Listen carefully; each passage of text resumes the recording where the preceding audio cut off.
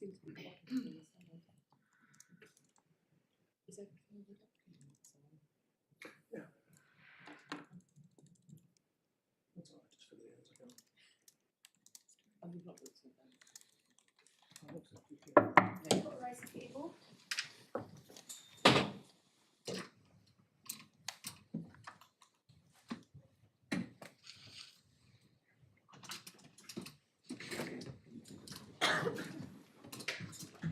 Yes, Ms. Shaw, Good I think we were afternoon. going on So to ground two. I am. So I spent the morning identifying what I say are the material errors of law.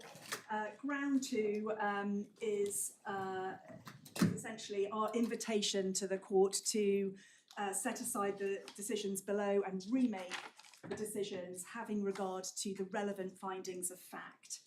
And the relevant findings of fact we submit are as follows. First, we say that the Project Longhorn presentation prepared by Merrill Lynch set out the business and commercial case for the acquisition of LTT, and in paragraphs 22 to 27, the FTT describes the commercial proposal set out in that presentation. And then at paragraph 157, the FTT accepts that there was a bona fide commercial reason to acquire LTT. So we say on any view, what the group was hoping to achieve, its objective, its aim or end in view was to acquire LTT. That was the driving purpose, and as the FTT records in paragraph 52 of its decision, the acquisition and the decision to acquire LTT preceded any thoughts as to the structuring of the acquisition. Why is what the group intended of relevance, bearing in mind ground one? You say the group intended to acquire JTT, but why? Yes. Why is that relevant Well, if you're right on ground one? Well, as I said, it's not my case that you never look at the purposes of other entities, and my submission was the purposes of JGI in entering into the stock purchase agreement is indicative, illustrative of the appellant's purposes, as is the purposes of JGI in entering into the borrowing with a third-party bank. I say that those are illustrative of the appellant's purposes. Illustrative. Illustrative, yes. They are illustrative of the appellant's purposes. They are, yes, they're relevant. You're still looking for the appellant's purposes. That's what you're trying to identify. But where you have a borrowing at the top of a group, the push down of that debt to an acquiring entity at the bottom of an ownership chain, I would submit that the purposes of the ultimate parent co in borrowing and the decision of the ultimate parent co in entering into a stock purchase agreement, which essentially filters down to the acquisition company. So you'll recall the acquisition by the appellant of LTT involved not only the assignment of the stock purchase agreement, but also the assumption of the debt. And so... Not the debt to the bank, though, I think. Not the debt to... Well... No. So these events that you're relying on all happened before the appellant had any existence, didn't they? That's right, yes. So how could they shed light on the appellant's purpose if they'd all happened before the appellant was even born? The source of the borrowing that the appellant undertakes comes from the parent company, and the target that the appellant acquires is pursuant to the assignment of a stock purchase agreement entered into by the ultimate parent. The fact that the appellant wasn't in existence doesn't require you to just completely ignore those facts.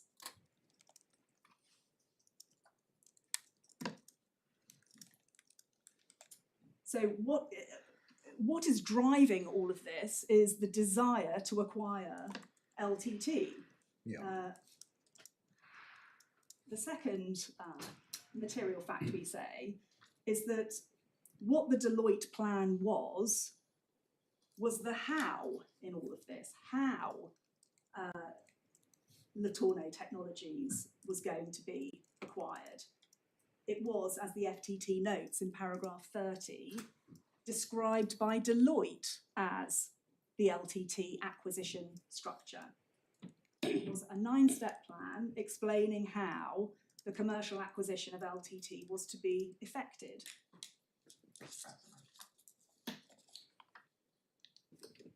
Thirdly, we say it is not in dispute that the 9-step plan was formulated with tax considerations in mind, and that the group understood and intended that the acquisition structure would result in a UK tax advantage. Indeed, this is expressly acknowledged by Mr. O'Brien, who was the Group VP of Tax, in the email recorded in paragraph 42 of the FTT's decision, where he says, with the acquisition of Latorno, we have identified an acquisition structure that will provide Joy UK with some fairly substantial prospective tax savings.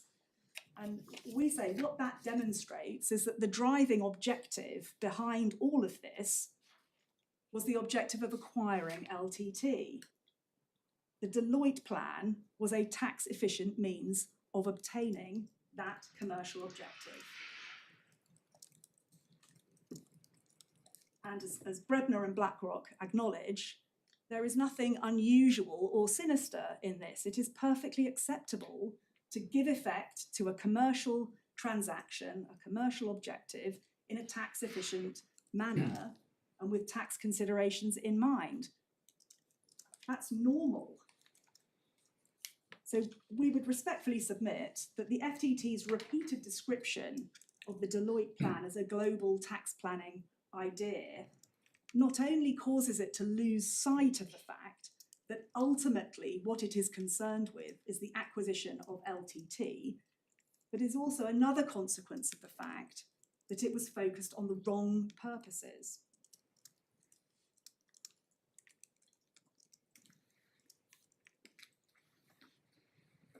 Fourth, we say that all of Mr.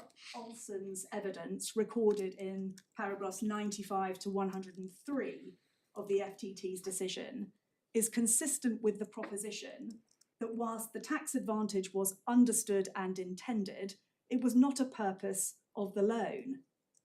Mr. Olson describes it as a benefit. It wasn't what was driving the arrangements.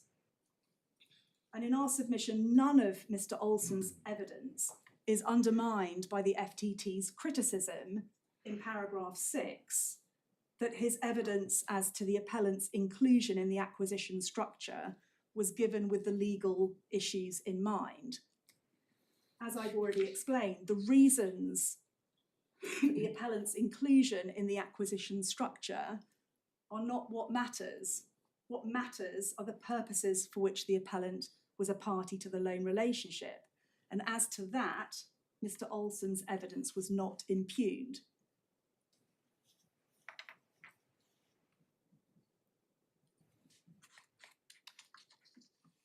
Fifth, the FTT accepts in paragraph 131, subsection 1, that there was a funding shortfall to meet the $1.1 billion acquisition price for LTT.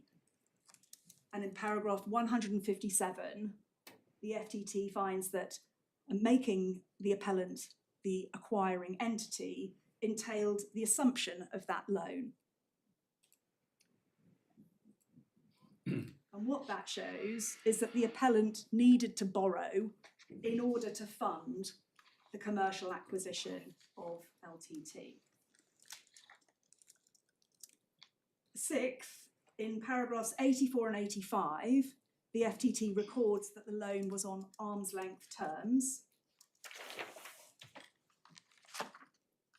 Seventh, in paragraphs 131, 4 and 6, the FTT records that the appellant borrowed and then used the loan funding to acquire LTT. Sorry, what was the reference? Paragraphs 131, 4 and 6. Sorry, and the proposition is? that the appellant borrowed and then used the loan funding to acquire LTT.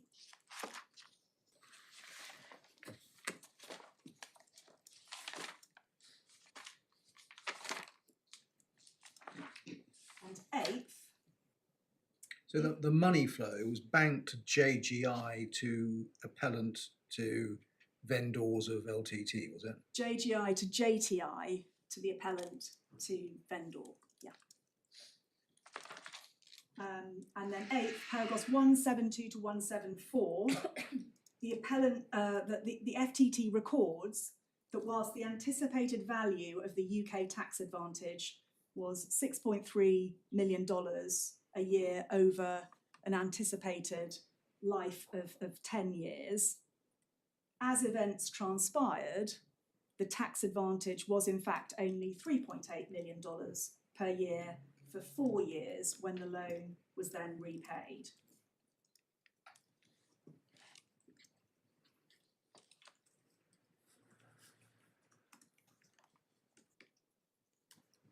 So those, we say, are the relevant factual findings, and in our submission... Sorry, just on that one, if you're looking at the purposes of the appellant Yeah. in entering into the loan relationship in the first place, you presumably look at the situation as it was perceived to be at the time of entry into the relationship, not how things ultimately turned out. Well, I think that's arguable because how Section 442 applies is it requires you to ask in each accounting period Oh, I see. what were the purposes. So it's arguable. I'm not going to die in a ditch about that point, but I just point it out to you that it's arguable that actually the appropriate accounting year metric is by what accounting? happened. Yeah. What might be thought, picking up a point made already, curious about that list of factors in the context of your earlier submission, is that you're not directing the points you make to the intentions of the 3 members of the board at the board meeting.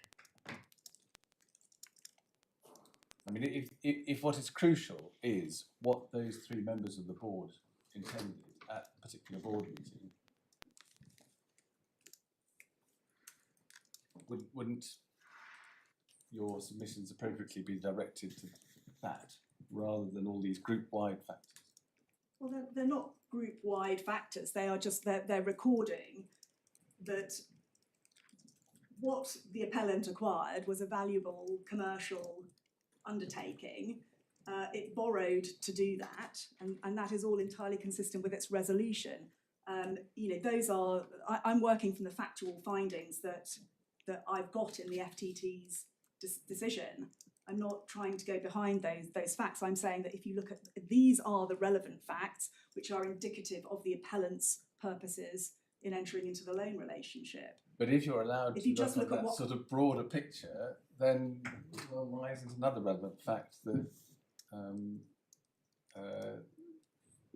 they had in mind to obtain this tax advantage? Well, they didn't. If you look solely at what happened at the board meeting, Mr. Olson's evidence was they undertook an independent exercise to satisfy themselves that the commercial opportunity that they were being offered was a good one, and that's that. They were asked to leave out of account tax considerations. They didn't look at the tax matrix. So if you just want to look at what happened at the board meeting, we say it's unarguable that there was anything other than a commercial purpose, and there was no tax purpose, let alone a tax main purpose. Yeah.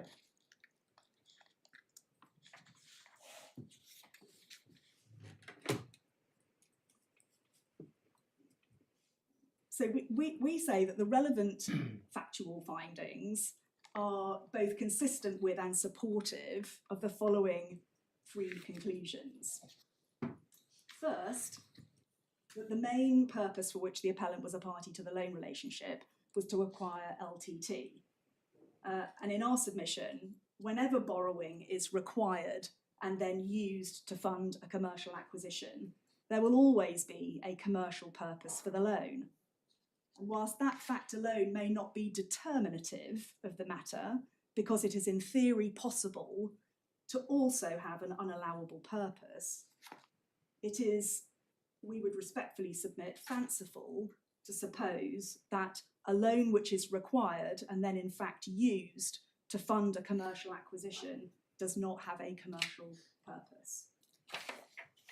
So on the basis of those factual findings, we say it is beyond doubt that the appellant's purposes for being a party to the loan relationship included the commercial objective of acquiring LTT.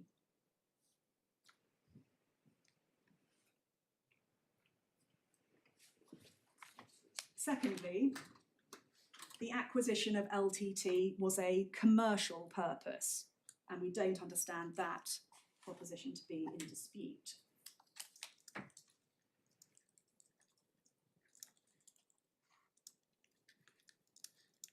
And thirdly, we say that obtaining a tax advantage in the form of interest debits available for surrender by way of group relief was not a, let alone the, main purpose for which the appellant was a party to the loan relationship. And in particular, we say that none of the factors identified in paragraph 152 of the FTT's decision support the proposition that obtaining a tax advantage for the group was a purpose for which the appellant was party to the loan relationship. Quite the reverse, we say. So if we turn up those factors,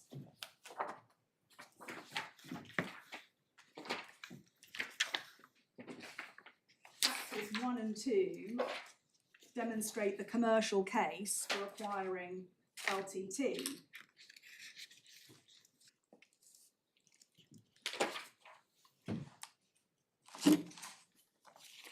And the decision to acquire LTT predated any structuring of the acquisition as you would expect. And we say what that demonstrates is that the main purpose was the commercial objective of acquiring LTT. What was driving this was the aim of acquiring that commercial undertaking.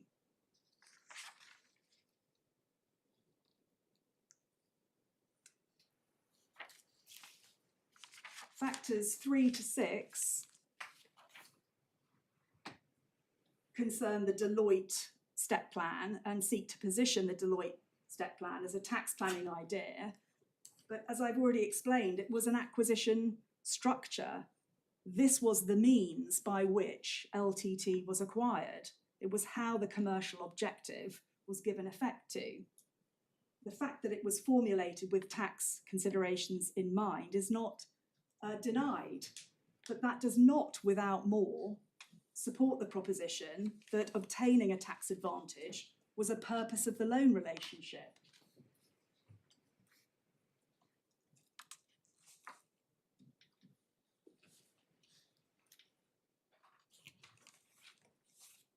Factor 7 concerns the assessment of Deloitte's fee against the anticipated tax benefit. And we say what this demonstrates is that the structuring fee was justifiable in light of the anticipated tax saving, but it doesn't demonstrate that the purpose of the loan relationship was to obtain a tax advantage.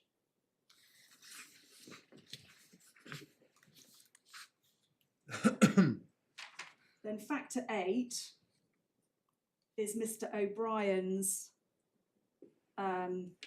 email recorded at paragraph 42 of the decision, where he says, with the acquisition of Latorno, we've identified an acquisition structure that will provide Joy UK with some fairly substantial expected tax savings. And as I've already explained, what that demonstrates is that the driving objective was to obtain LTT, was to acquire LTT.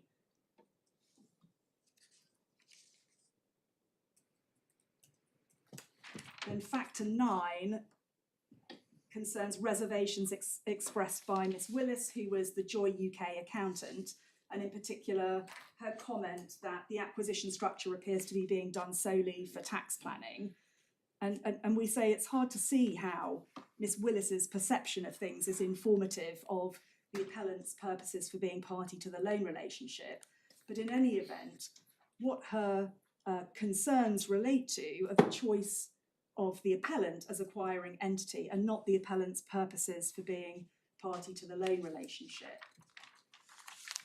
And then factors 10 to 12 concern the board memo, board pack and board minutes, and I've already addressed these factors, but put shortly, we say it was entirely proper for the appellant to be advised to leave out of account any tax advantage to the wider group in circumstances where the appellant would not itself benefit from that advantage.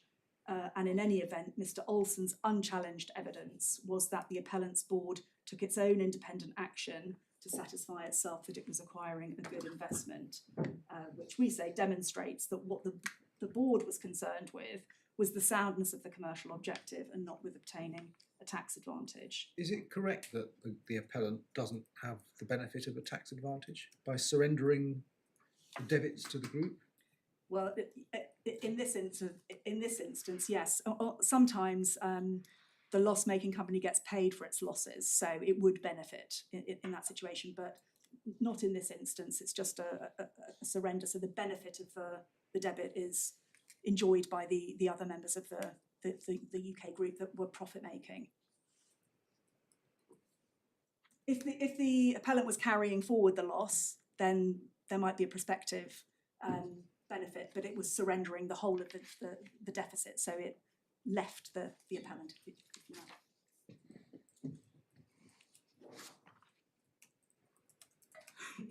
So in our submission on the facts found, the only purpose for which the appellant was a party to the loan relationship was the commercial purpose of acquiring LTT.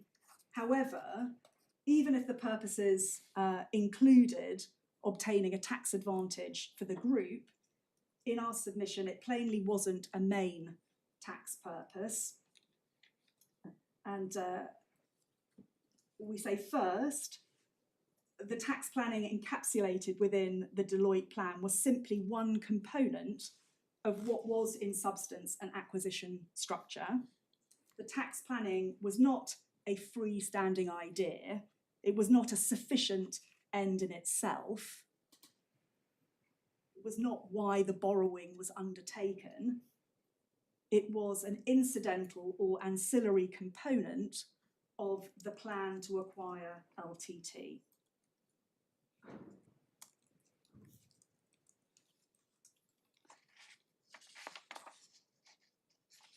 Secondly, we say that the acquisition of LTT could not have been made without the borrowing, and regardless of any UK tax advantage, the acquisition of LTT would still have taken place. So as such, the single most important objective was to acquire LTT and not to obtain a UK tax advantage. Would have taken place without a tax advantage. It would have taken place without a tax advantage. So if tax was a purpose, it was icing on the cake. It was not a significant or driving factor.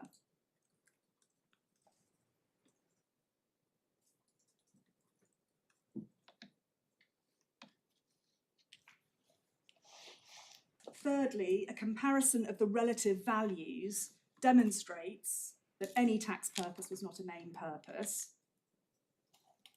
So we say at its highest, the value of the tax advantage was $63 million, being the anticipated tax saving of $6.3 million over the anticipated 10-year duration of the loan. However, arguably, the actual tax saving of $3.8 million is the better metric of the significance of the tax advantage, given that the question must be asked in each accounting period.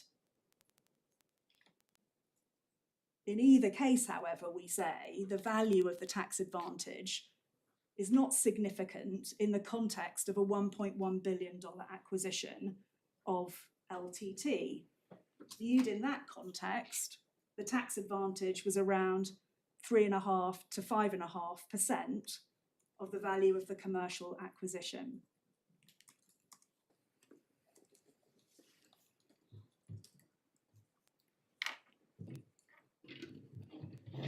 And fourthly, as I've already submitted, we say it will be an unusual and rare case in which borrowing to fund a commercial acquisition for reasons of tax efficiency meant that obtaining a tax advantage was a main purpose for which the company was a party to the loan relationship.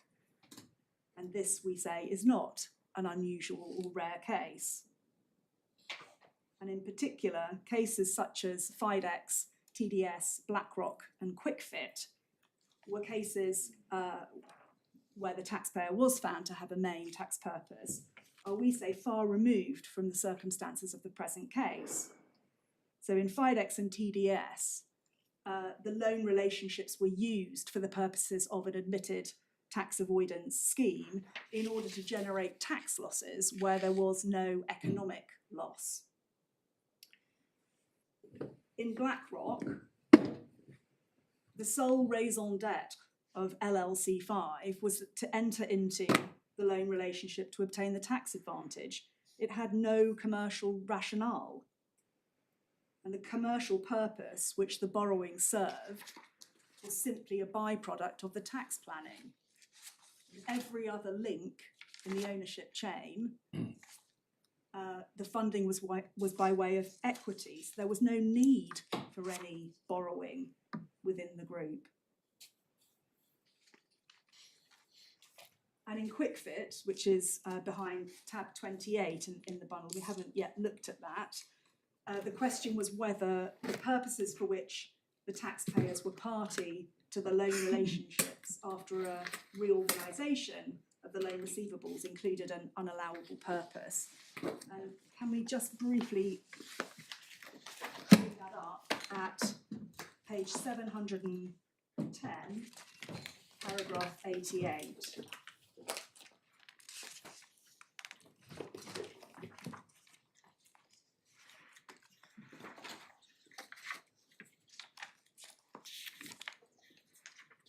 Again, Lady Justice Falk explains that the conclusion, the outcome in QuickFit is again based on the very particular features of that case. She emphasises that there's nothing per se wrong with a group organising its affairs so that a loss-making, an entity with loan relationship deficit becomes the treasury company and makes loans to other group companies for commercial purposes in order to enable that deficit to be utilised through the receipt of interest receivables.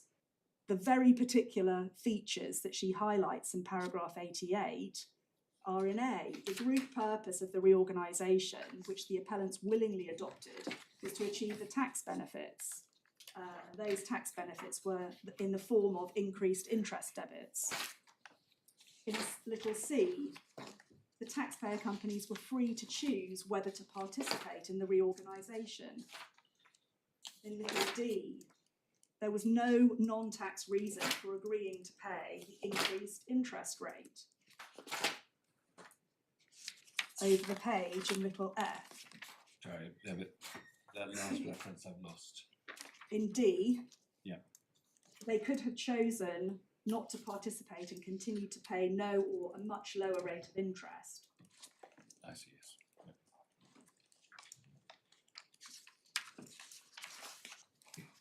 Over the page in little f, they could have chosen not to participate and continue to pay no or a much lower rate of interest. And then in G, the result was that although the commercial purpose for the pre-existing loans remained, the only reason for incurring the additional interest cost was to secure the tax advantage. So it was in those circumstances, because the group had rearranged their affairs and increased the interest rate. Well, why is Lady Justice Falk looking at group purposes?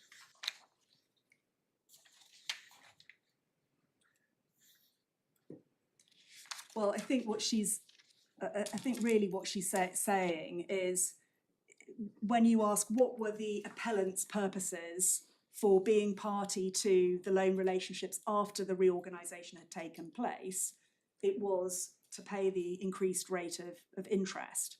And she's drawing on the group purpose of the reorganisation, which the appellants essentially adopted.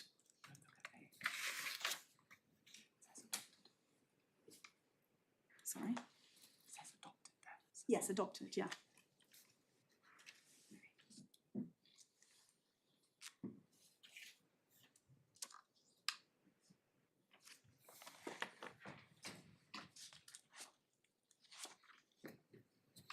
Now, in the present case, the purpose of the appellant was to acquire LTT, and it could not have achieved that commercial objective without entering into the loan.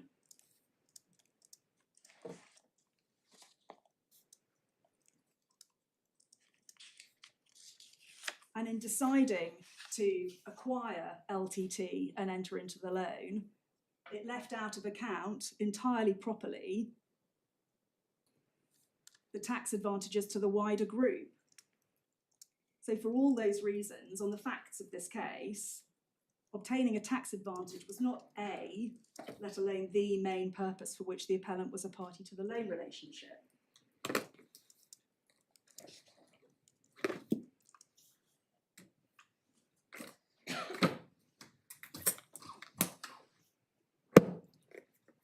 And so then my final ground of appeal concerns the question of attribution. And this ground only arises if you find that there was a tax main purpose as well as a commercial purpose. And in that scenario, section 441 sub 3 provides that the appellant may not bring into account so much of any debit as on a just and reasonable apportionment is attributable to the unallowable purpose. So can we return to BlackRock? And it's paragraph 174 on page 675.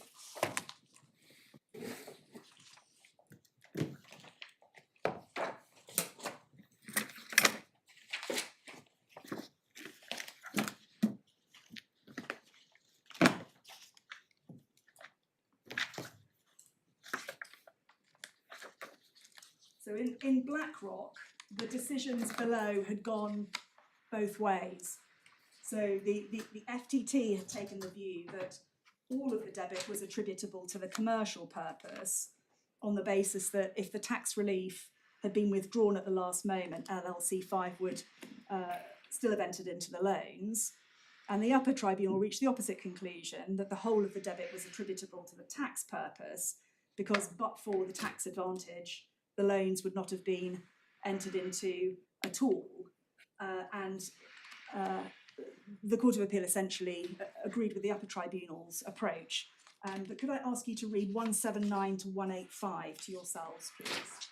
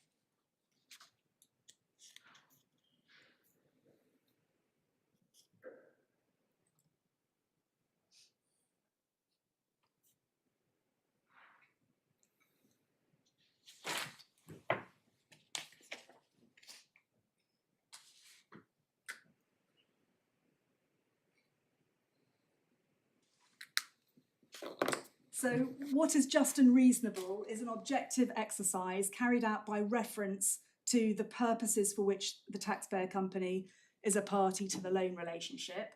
So in this instance, that would be the commercial purpose of acquiring LTT and the tax purpose of obtaining loan relationship debits for surrender by way of group relief. And what the test requires is the identification and disallowance of so much of the debit that is attributable to the unallowable purpose. Now, in many instances, this will be answered by asking how much the debit would have been but for the unallowable purpose. Returning then to the FTT's decision, it's paragraph 179.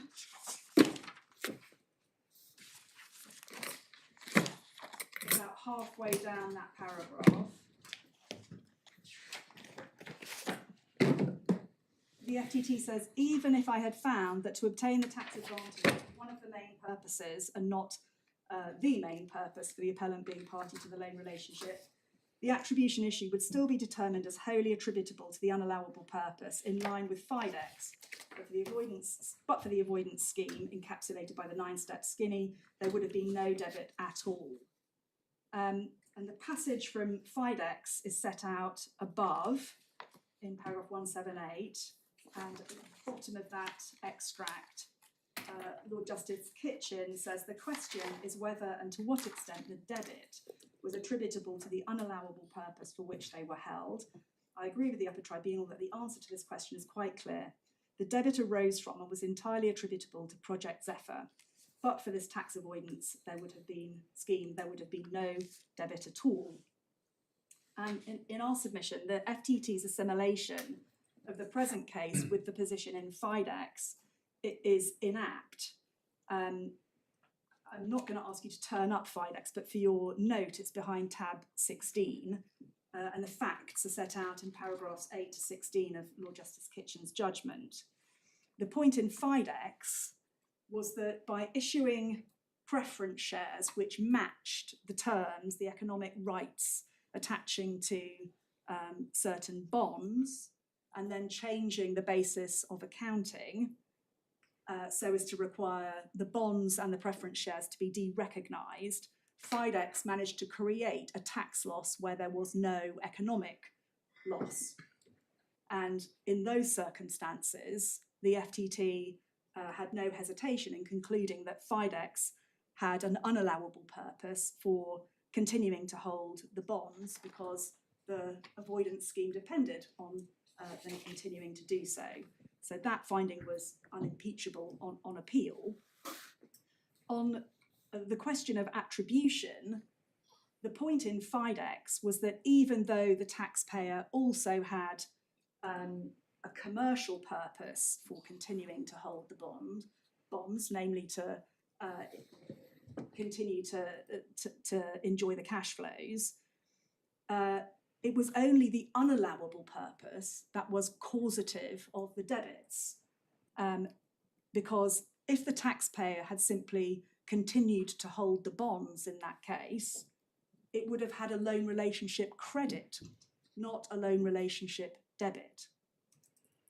So, but for the tax purpose, there would have been no debit at all. That's the point that Lord Justice Kitchen is making.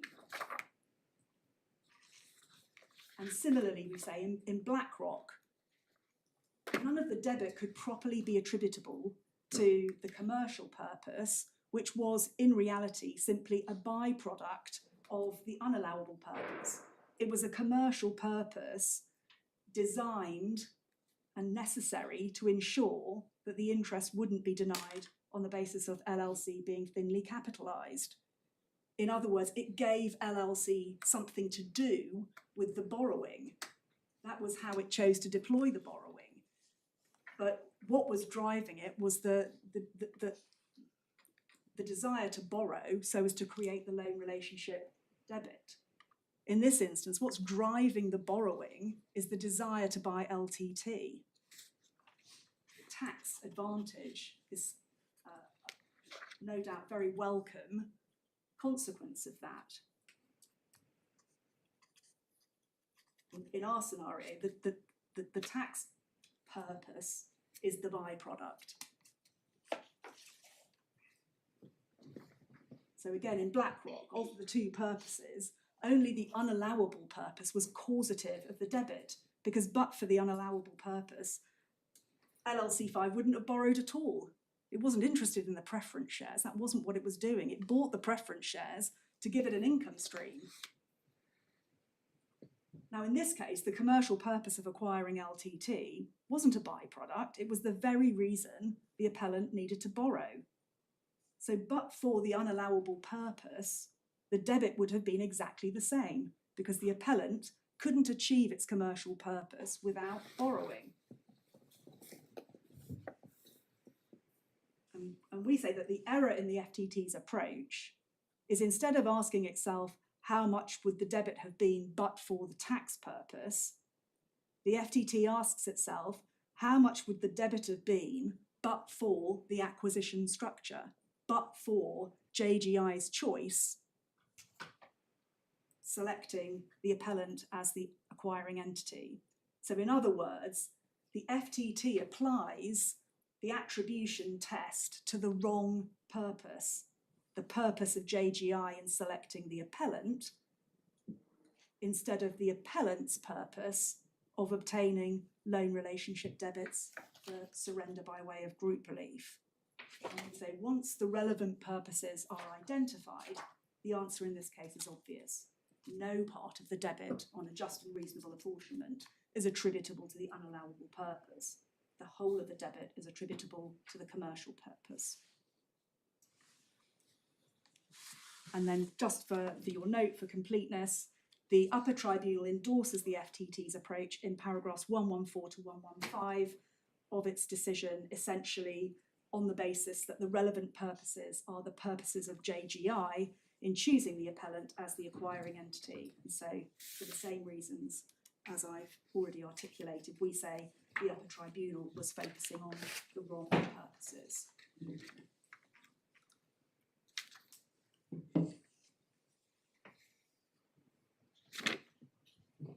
So those are my submissions, unless I can assist you further. Thank you very much, Ms. Shaw. Yes, Ms. Wilson.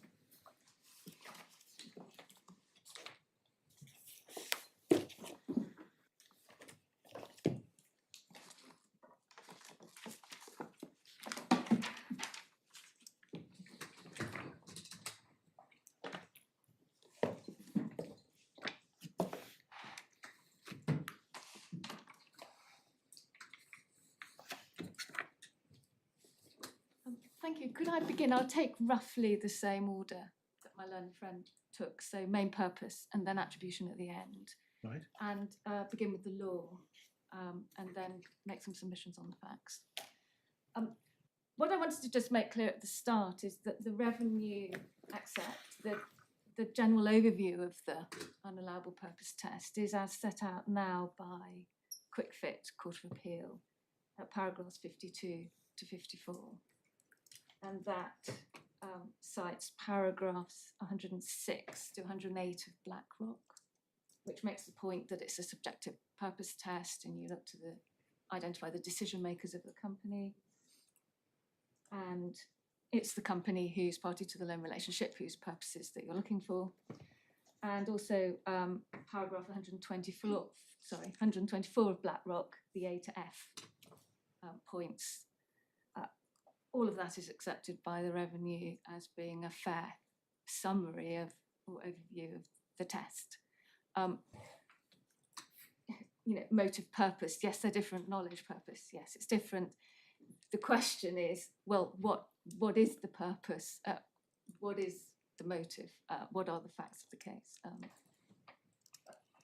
One point I'd like just to add back into that test as a summary is it's the point 4 from paragraph 41 of Travel Document Service of Lord Justice Newey's judgment.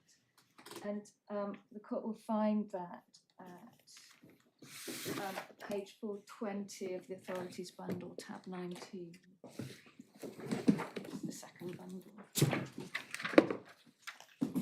So both BlackRock and Quick Fit, the court copied out, if you like, points 1 to 3, but both because of the facts of that case and omitted point 4. So it's paragraph 41, little 4, page 422.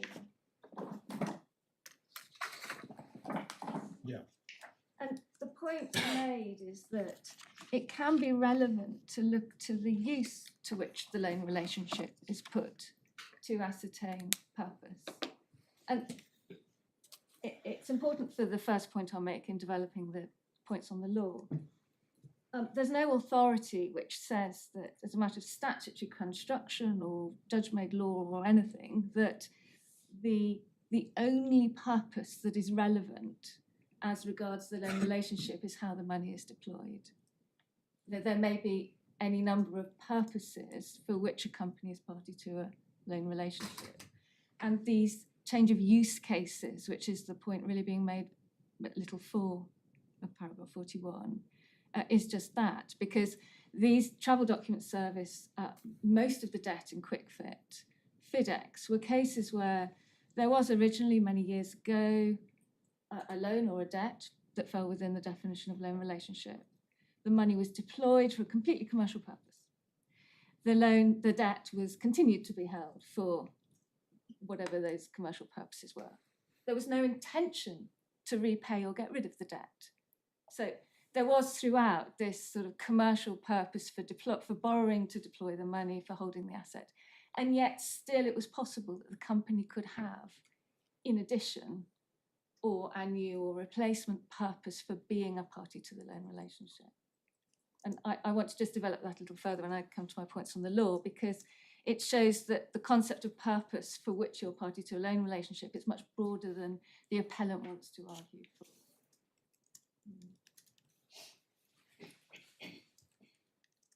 So subject to The adding... concept of purpose is broader than simply why did you borrow the money? Yes, in the sense of on what did you want to spend the money, or how are you going to deploy the cash borrowed?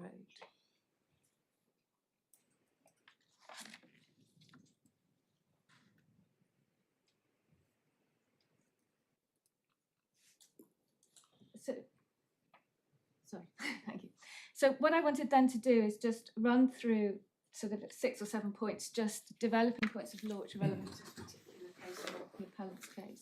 The first point I want to make is that, and it picks up on an argument run by the appellant below, is that just as a matter of statutory interpretation, so looking at the words of section 441 and 442, and in particular it would be subsection 3 and 4 of 442, nothing limits the purpose for which a company is a party to a loan relationship to that very point, to the use to which the money borrowed is put.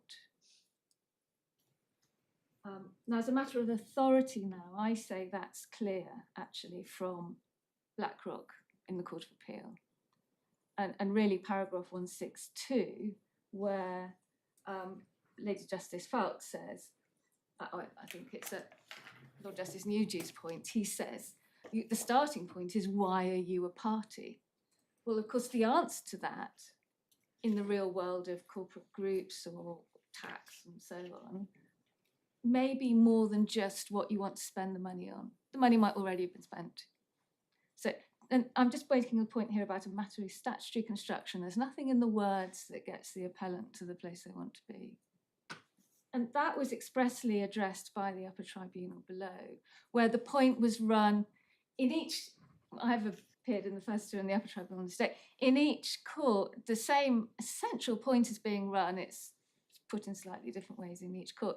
Below, it was framed as an actual pure point of statutory construction. So Mr. Gardner tried to make the point on the words.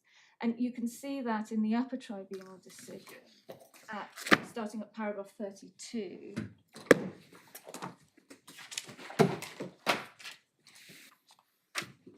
And it's page 73 of the call. And the court has seen this. But what you can see sort of halfway or just towards the end of paragraph 32 is that Mr. Gardner, so the appellant's argument was very much is focused on the words "is a party to," and what the appellant was trying to say is, well, what that means is the provision focuses on what the company was borrowing money for. How was the borrowing deployed, and what did it do with the proceeds of the borrowing? And that was the argument put as a matter of statutory construction. The next paragraph, paragraph 33, introduces this idea that the statute refers to the company. And the argument there, it was a slightly different argument, which was because you have to ask what is the company's purpose, you must take as given the existence of the company. So that was another reason put as a matter of statutory construction why the first two was prohibited from looking at any other purpose of any other company, including the group's purpose for even creating that company to fulfill a role in a scheme, because the statute prohibited it. So it was a pretty extreme argument, but that was the argument that was being put. And then both were rejected by the Upper Tribunal at paragraph 34 through to 37. So 34 is we reject the appellant's statutory interpretation. The provisions are drafted in expansive terms to prevent tax avoidance by the use of loan relationships. And it would defeat Parliament's intention if an over-compartmentalised and narrow interpretation, such as that advocated by Mr. Gardner, were adopted.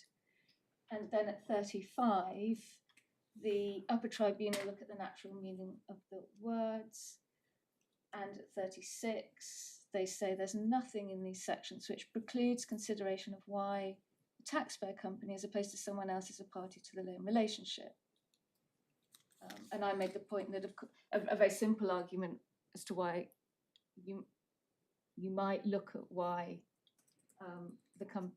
what the company's role in the scheme is because you might be asking why is it becoming a party to the loan relationship. But more generally, and it's the point made by the Upper Tribunal at the end of 37 and then very clearly in 42. 42, did you say? 42, yes. Is that when you're looking to assess the company's purposes in being party to a loan relationship, the looking outside the company may inform the purposes of the company in being party to it.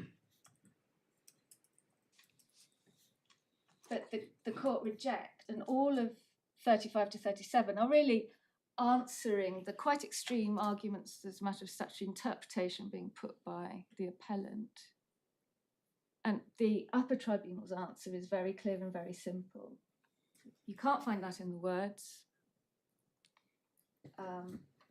And so there's nothing in the words that stops you, prohibits you, quite literally, shutting your eyes to a fact found about what the group's purpose might be for that company. That's just not in the words. And then, of course, nor sensibly could it be, because what the group's purpose for a company is in a group context might well inform what that company's purpose is in taking the step the group is asking it to take.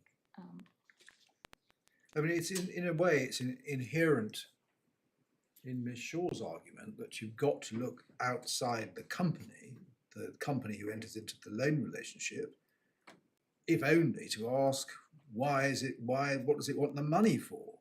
The fact that LTT is up for sale is an extraneous fact.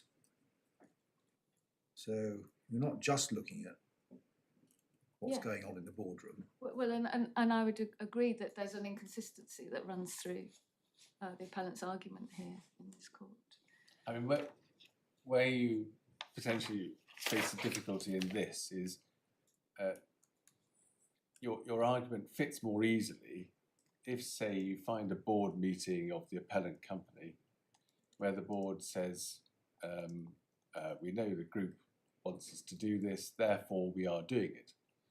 In those circumstances, it doesn't require much at all to say, well, the group's purposes must be important in determining the company's purposes. Obviously here, it's not quite like that. But that's where the findings of fact of the fact-finding tribunal are so important. And what one sees from the whole of that judgment taken as a whole is Mr. Olsen, who's the director of the company, is the contributing architect of the scheme. He absolutely understands why, and he accepted this. He absolutely understands why the company was being asked to do what it was doing. He understands what the tax benefit is.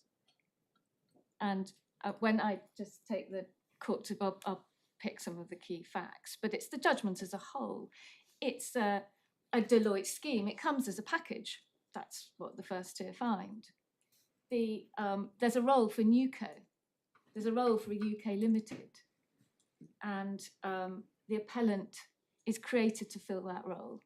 The directors know that because one of them at least is the contributing architect of the very scheme. So you don't have to have this must be obviously right, you don't have to have an express admission by a witness in the witness box that, yes, in this particular case, as a company, we were intending to fulfill the group's purpose in order to have a finding that the group's purpose informs and it very strongly informs what the company's purpose is. And this is the case where there's plenty of evidence for that finding, which was a finding that the tribunal made. So my second point is really making the same arguments. I think I've just made it, but just as a matter of fact and reality, the fact that cash borrowing is deployed in a particular way, particularly in buying an asset, can't be determinative of purpose. So there can't be a rule of law, which is so long as whatever else the facts, the company borrows and buys a commercial asset, you're somehow escaped from the unallowable purpose rule. There is no rule of law to that. It doesn't make any sense in a subjective test, a subjective purpose test, because directors and companies can have all sorts of purposes, nor in an anti-avoidance rule. And it's almost impossible to articulate what the asset would be that would make you safe from the unallowable. And of course, that and the very narrow focus is quite important to the appellant's case. They want to shutter the fact-finding tribunal so they can't look outside anything other than what the borrowing was spent on. Because they've got to do that because all the other facts are so unhelpful to them. The facts are all against them. And the minute you can look at all the facts to help inform a finding of fact about the company's purpose, the appellant here in this court, which is 2 appellate courts on, from the fact-finding tribunal, is in a difficult position. The third point I want to make is that, again, sort of principles of law, there is no rule of law, or no principle that the appellant can invoke, that onward lending in a group will always have the same character or purpose from the point of view of the borrower as the original lending. And this again it's an assumption that runs through much of my learned friend's submissions.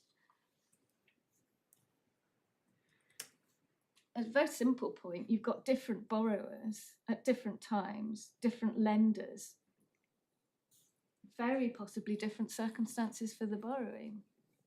And it's for the first tier to find the facts. And the first tier can find, as this tribunal did, that the purpose of the group company appellant in borrowing was different to the purpose of the top group in borrowing. That is a finding of fact which is possible as a matter of law, put it like that. And the Upper Tribunal make this point very neatly in my submission. It's paragraph 147 to 148 of their decision. Of the Upper Tribunal.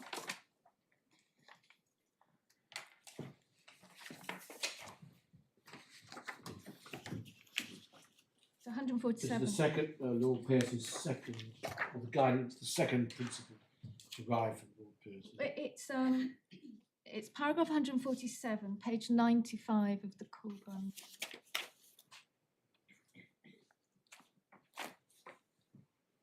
And what the Upper Tribunal deal with is, this point was we're rehearsing an argument made below. That the Upper Tribunal find there was no inconsistency in the first tier's acceptance that JGI, so that's Joy Global at the top of the group, Joy Global's external borrowing was for commercial reasons. And the FTT explained why at paragraph 157 there was a commercial purpose for the acquisition. So Olsen said that the commercial reason to acquire LTT preceded the decision to place the debt in the UK. I accept there's a bona fide commercial reason to acquire LTT, and the business case was eloquently set out in the project Long Haul by Merrill Lynch on 6th of April 2011. Now, of course, that is, as Lord Justice Lewison said earlier, that's well before the company even existed. However, as admitted by Mr. Olsen, the appellant contributed nothing to the negotiation with Rowan in closing the purchase of the LTT, or to the due diligence exercise in the interim period between April and 13th of May. That's the date that the agreement to buy LTT was locked in. And again, that's still before the appellant even exists. So crucially, the sinews between the commercial case to acquire LTT by the group, so that's all the considerations. The Merrill Lynch report was incredibly interesting, quite hard to understand, but it was all about the economics and about the mining equipment and so on. Valuation reports, all the business reasons why Joy Global wanted to buy LTT. But the purchase was locked in before the appellant even came into existence. And so what the first tier find, not just because of that, but in the context of the whole judgment, is crucially the sinews between the commercial case to acquire LTT by the group and the formation of the appellant in order to be purchaser of LTT by assignment are absent to enable any finding of the fact that the commercial case to acquire LTT could necessarily be extended to making the appellant the purchaser, which entailed the assumption of the loan, a commercial purpose, without more. So what the FTT, I suppose, is making 2 points there is that, first of all, it refused to find as a fact that the appellant had precisely the same commercial purpose in paying the price borrowing to buy LTT as Joy Global. Because Joy Global's position was different. It was doing something in the context of the Deloitte scheme and in the context of a purchase agreement which was already locked in and had already been negotiated and decided, and the price and the valuations agreed and so on. And so they find as a fact that they won't make that finding, but they also say that nothing requires me to find that they must be the same. And of course, that must be correct as a matter of law. And at 148, the Upper Tribunal say, in other words, it did not necessarily follow, without evidence of why that was the case, that the group's bona fide reason for the acquisition meant there was the same bona fide commercial reason for why the appellant was made the purchaser of the acquisition. The question for the tribunal was the purpose for which the appellant was a party to the borrowing.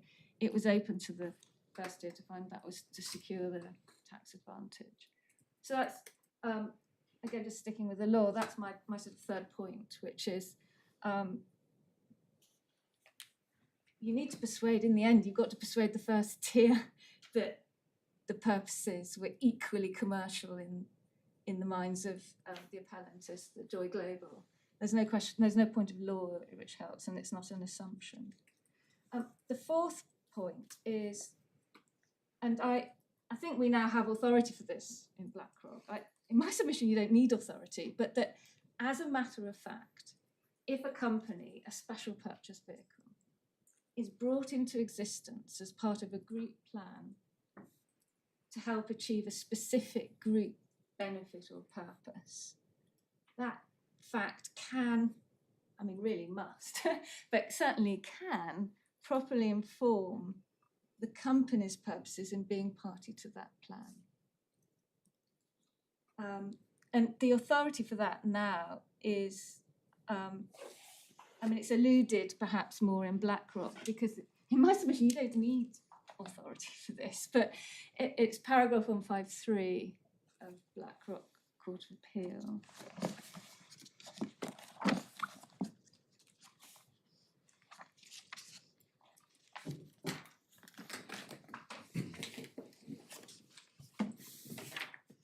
which is 671 of the second authorities grant.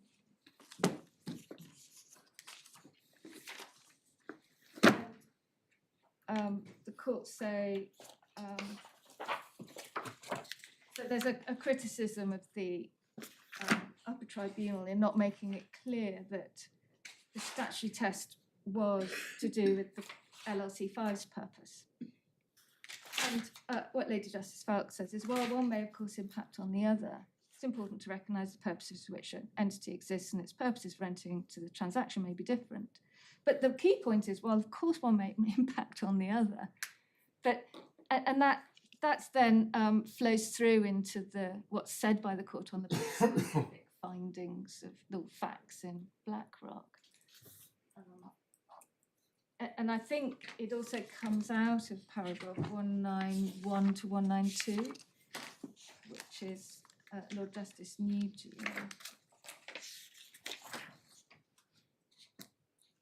And at 191, just at the end, the point's made. In other words, the purpose of LLC5 in entering into these transactions was to take its place in the structure that has been devised to enable the acquisition to take place.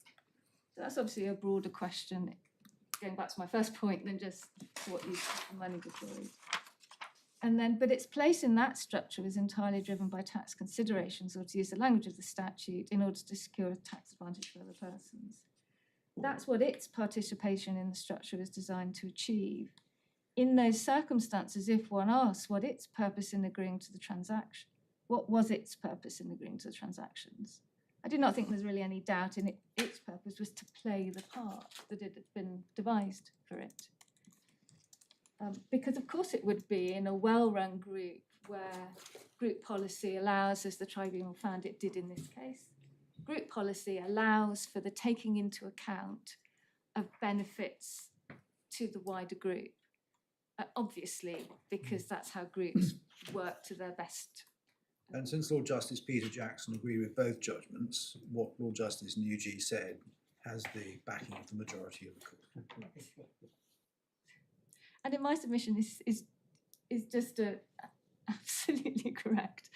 It can't be faulted. I mean, it's a matter of sort of law or fact, or the real world, or common sense, however you want. Yeah, and you would say exactly the same happens here, that the appellant was brought into existence in order to take its place in the structure, and its place in the structure was there because it secured the tax advantage. Yes, and it knew that, and it was willing participant in that. Does anything turn on the point which Ms. Shaw emphasised at the start of her case submissions, that in the BlackRock case, LLC5 was not the entity that acquired the target? Well, that would go to the question of the facts found. I mean, it's a factual difference between BlackRock and in this case. But there's nothing in BlackRock where the courts say, unless you're identical to BlackRock, you're outside the unallowable purpose case. I mean, it's just simply a point of distinction on the facts. Yes, I mean, Ms. Shaw also made a lot of the fact that the acquisition in BlackRock didn't need the debt, whereas the acquisition in this case needed debt. Leave aside the question of who is going to be the borrower and who the acquirer. The debt itself was a necessary part of the acquisition. Well, the group needed to borrow, and Joy Global did borrow externally from the bank, and it got a US tax deduction for that. The separate question is, why was the appellant a party to its different loan relationship? And on all of the facts, the answer found by the first tier was that, well, that was to secure or create the group relief. And I think it's important not to forget the wider facts of this case. The Upper Tribunal put it very neatly, I think, when they said the point of the Deloitte scheme was that it parked LTT in the UK for no other reason than to get the group relief. And the UK group didn't even want it because they thought it made their gave them a reputational risk with the revenue because it was much more aggressive tax planning than they were happy to do. So there's no doubt that in many, many cases, borrowing will flow through a group and the SPV that they've picked will have borrowing and buy the asset. And no one will look at the unallowable purpose. Yeah. I mean, inherent in the way Lord Justice Newey approaches this in BlackRock is that you're not simply looking at the reason why the money was borrowed. The purpose of LLC 5 was to take its place in the structure. Because then that informs why it was borrowing. It was borrowing to play its part in a scheme to create, I think probably in both of them, group relief. The company itself was designed deliberately so it didn't waste any of the debits. The whole structuring was so that there was this freestanding, incredibly valuable cash benefit, meant that the UK group paid less tax. And yet, if you look at what the appellant on the facts found, what the appellant offered to the UK, if you like, in return, absolutely nothing. No staff, no nothing. And the structure itself means that fiscally it's a US company. It's to all intents and purposes a US company, but it dips into the UK enough to perfectly legally create the UK group relief. It's got no other relationship, if you like, to the UK. And that's why, so the Upper Tribunal used the word parked. So it might be this is an unusual case, or a case at the end of a spectrum or towards along a spectrum. But it doesn't mean that the first two made any error of law, or that it doesn't fall foul of the unallowable purpose test, because it's a fact sensitive.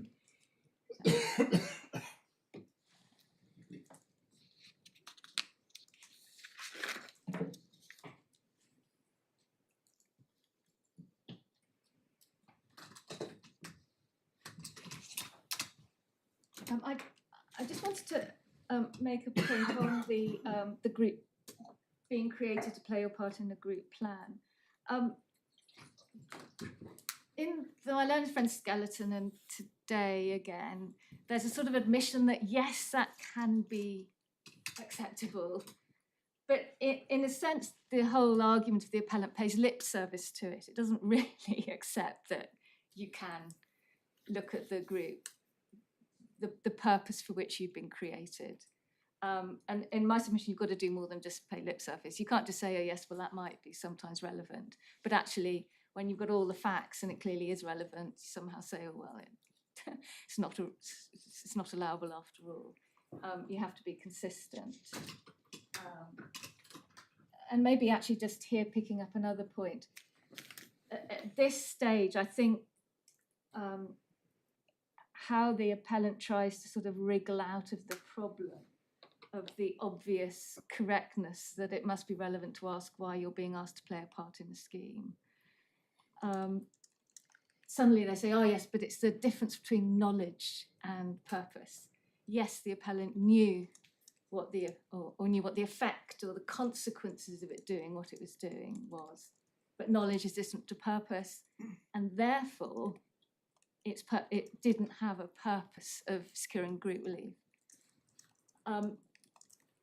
Agreed that knowledge is different to purpose, but what a company knows can be extremely informative of its purpose. And of course, it's almost impossible for a fact-finding tribunal to write a judgment without sometimes just saying, well, you know, they knew this.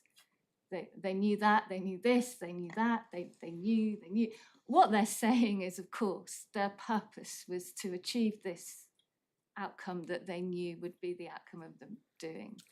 So you can, as you go higher, move further away from the fact-finding tribunal, you can start playing games, if you like, with knowledge, purpose, motive, and so on. But at the end of the day, you've just got the facts found, and the appellant knew the outcome of what it wanted to do, but it still had the purpose of securing that outcome, which it knew would be the outcome.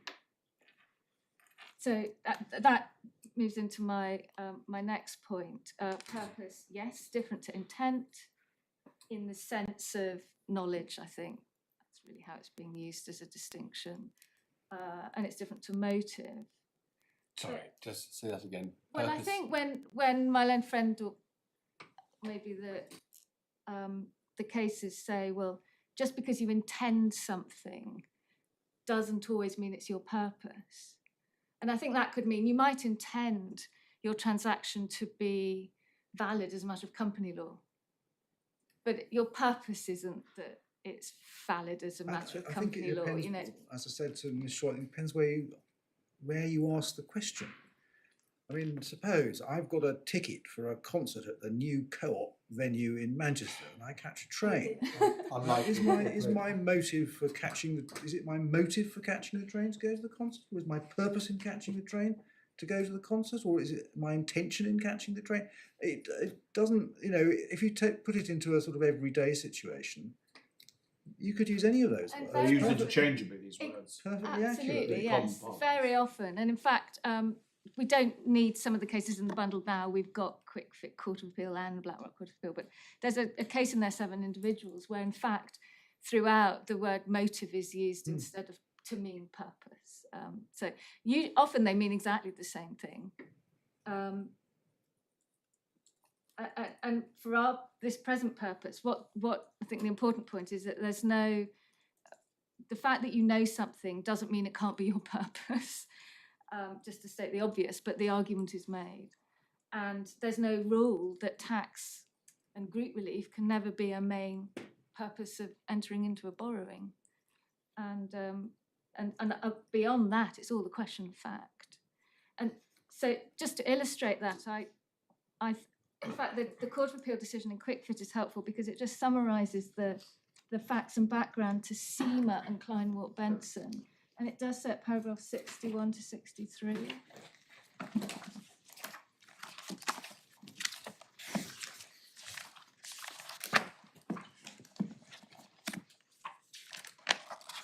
And my learned friend summarised them, so maybe I don't need to go back over the facts. But the first point I want to draw out is that in both SEMA and Kleinwort-Benson, the taxpayer only made a profit because of the tax treatment. So without the tax treatment or the tax relief, the deal would have been either incredibly unattractive or I think both would have made a loss. So nevertheless, in one, the finding of fact is that tax is crucial to the decision making. So this is SEMA, and our main purpose of the transaction. And in the other, Kleinwort-Benson, it's not. It's a different finding. And Mr. Justice Cross's observations are completely consistent and remain true and helpful and interesting with the decision in SEMA, with that finding of fact in SEMA. So my point is simply, you can't just assume that anything, actually. You have to understand the transaction, understand the role that tax plays in the decision making, and then there's a finding of fact. And then once that finding of fact is made, unless there's some very obvious error of law, the parties are stuck with it.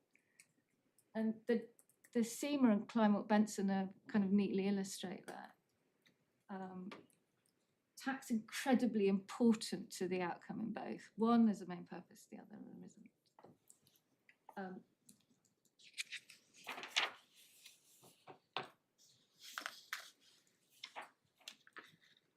And actually what the Court of Appeal say at 61 and how they describe the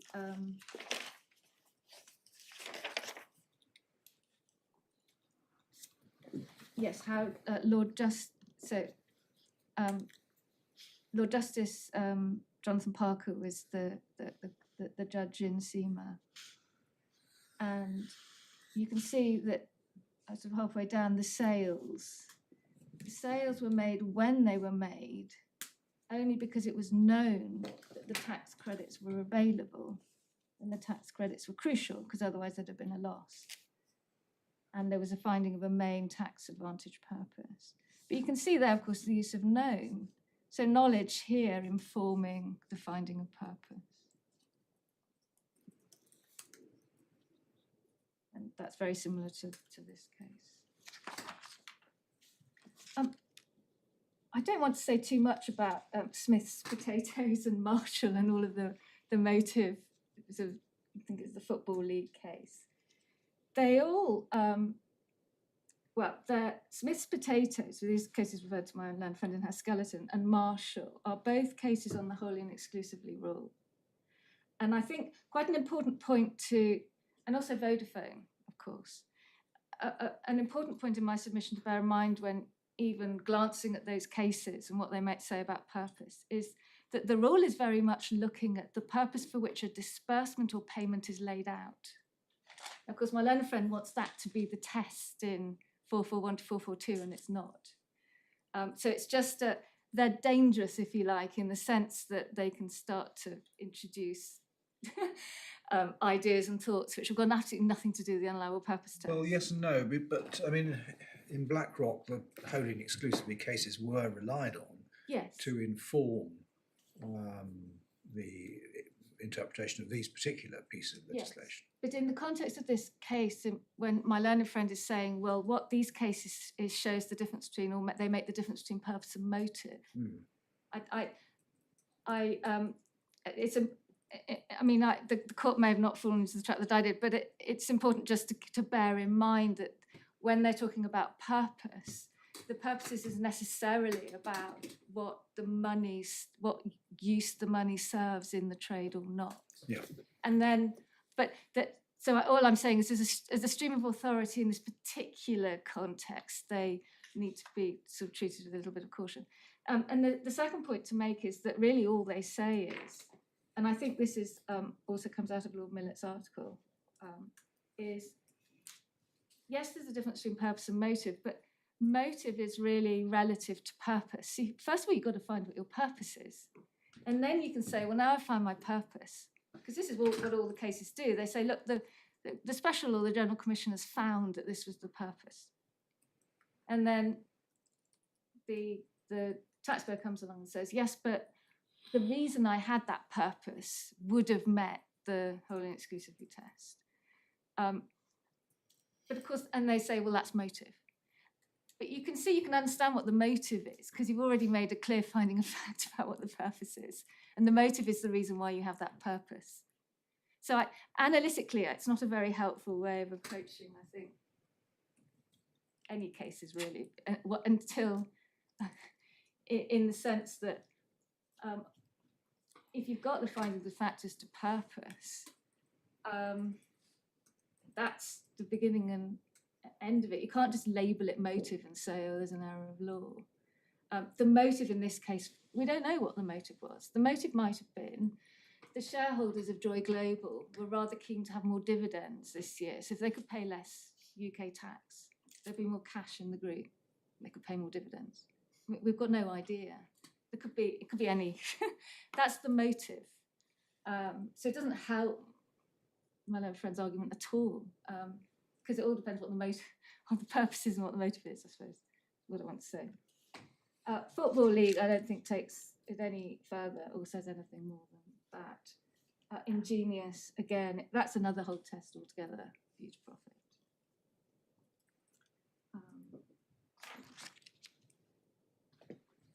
So then, my last but one point on the law is in approaching main purpose, the concept of main, having found a purpose.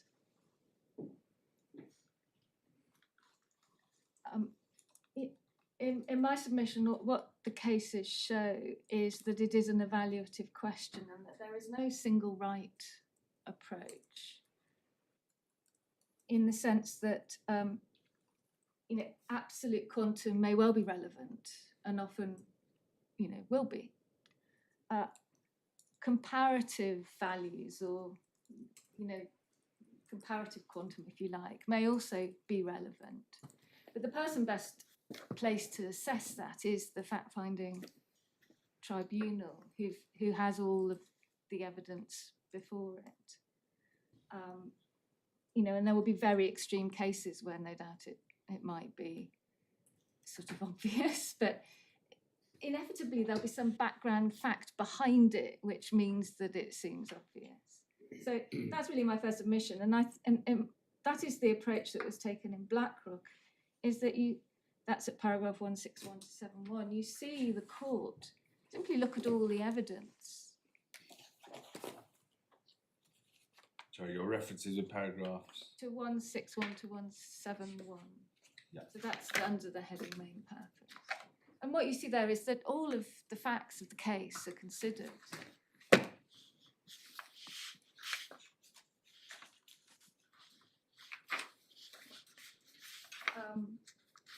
And just in terms of it really being a question for the First Tier Tribunal,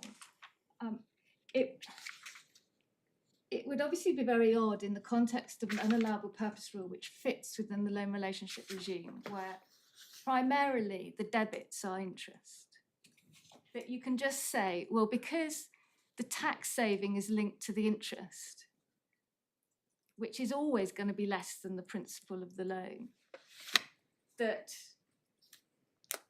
it's not important because the tax saving will necessarily be less than the amount of the borrowing. I mean, that just follows from the nature of the reliefs.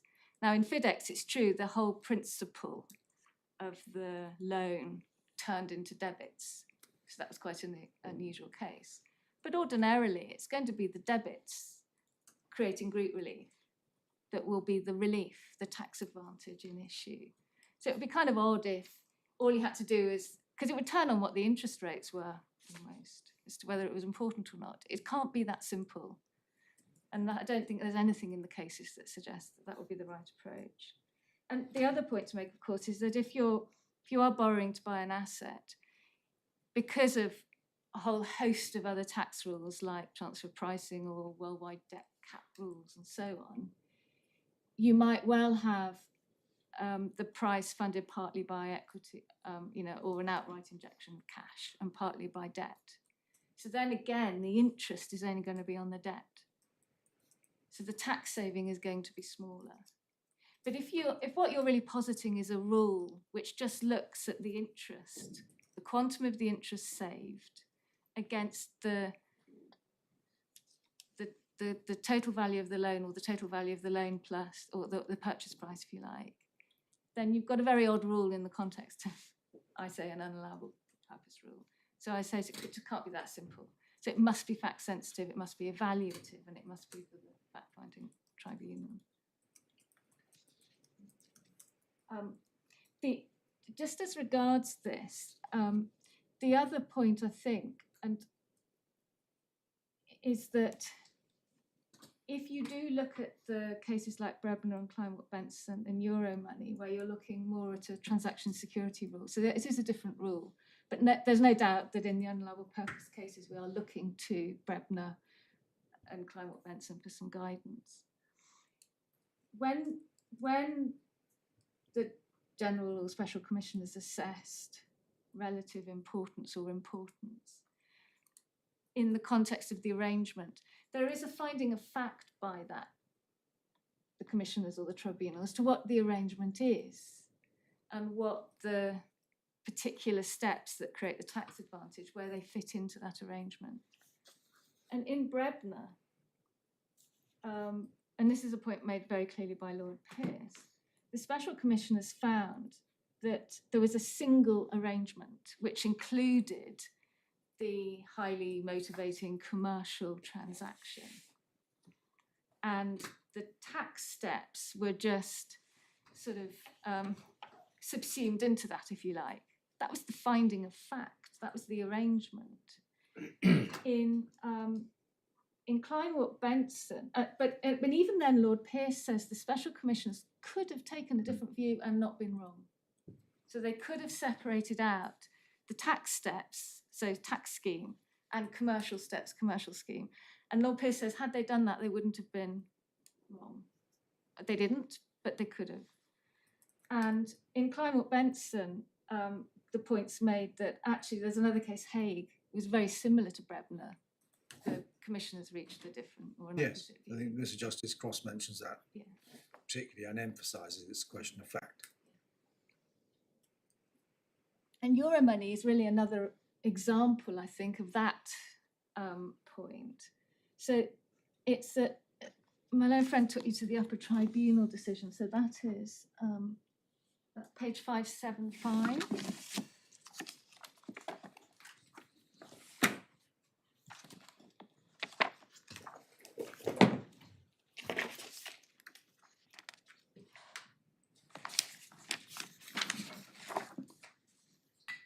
And I wanted just to direct your attention to paragraph 25.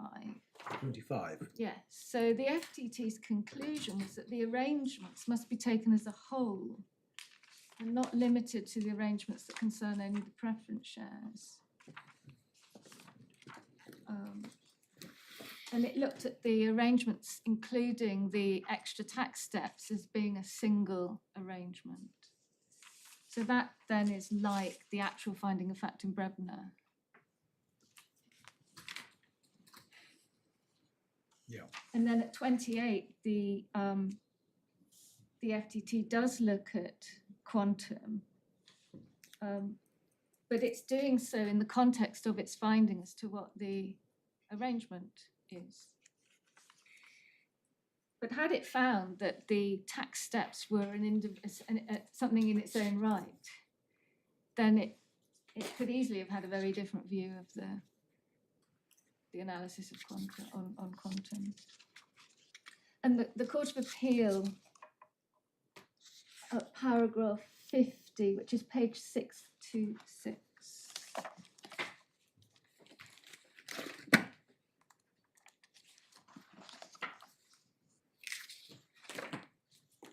So the HMRC were unhappy with the verdict in Euromoney or the approach. At paragraph 50, the Court of Appeal say, HMRC also contended that the FTT had made an erroneous inquiry into the relevant strengths of the commercial purposes behind the exchange and the tax avoidance purposes behind other elements of the scheme. But that's not what the FTT did. It examined the circumstances in which the transaction took place. It noted it was common ground the entire exchange of shares was effective for bona fide commercial reasons. It identified the entire exchange and entire scheme that Euromoney had entered into, and then asked the two statutory questions separately if required. Having said what the answer to the first question was, it asked whether the entire exchange had formed part of which the main purpose was tax avoidance. And then it answered that second question as negative for the evidential reasons given at 98 to 107, I think that's for the FTT decision. So it's a question of fact upon question of fact. So then my final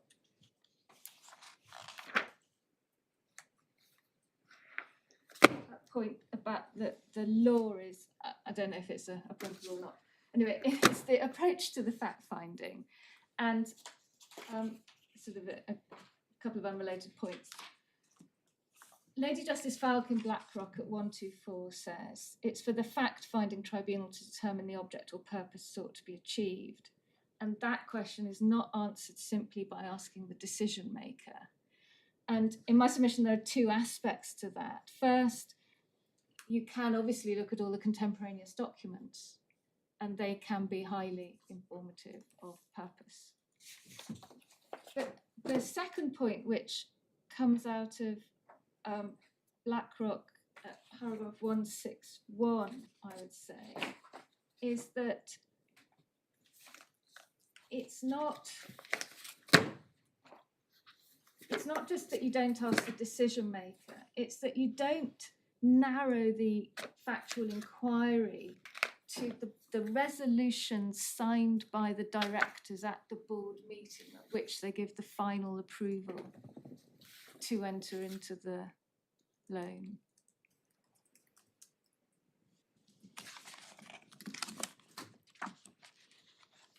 Might that depend on the facts? Yes, but there's no, that, it's not, there's nothing in the words of 441 or 442, I think this is really what the Upper Tribunal was saying at the start, or is, there's no principle, which means that that is the only focus of the inquiry.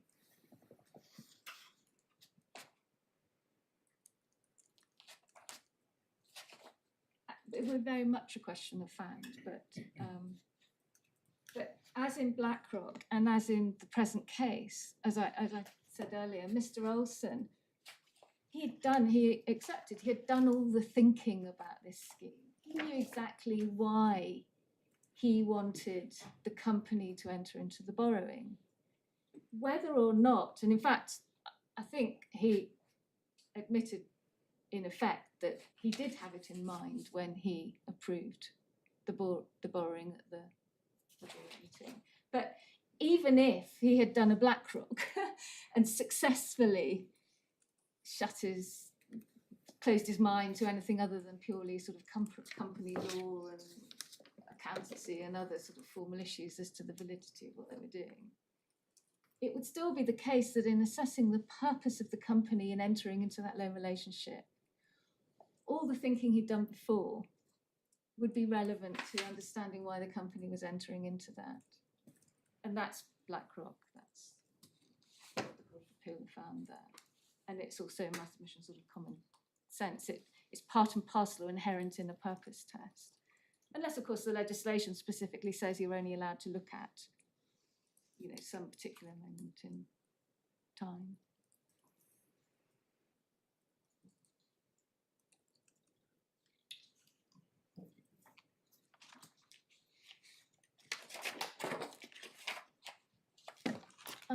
What I wanted to do next is, as regards main purpose, I would like to take the court just to what I say, the key findings, which mean that if applying the correct test, it's quite, well, first of all, they show that the first two was finding facts in relation to the correct legal test. Sorry, just before you do, Sorry. can I just understand, you mentioned BlackRock 161, can I just see what that says?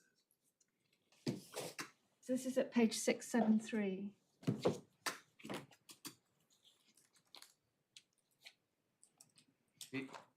Does that quite bear out the point you're making?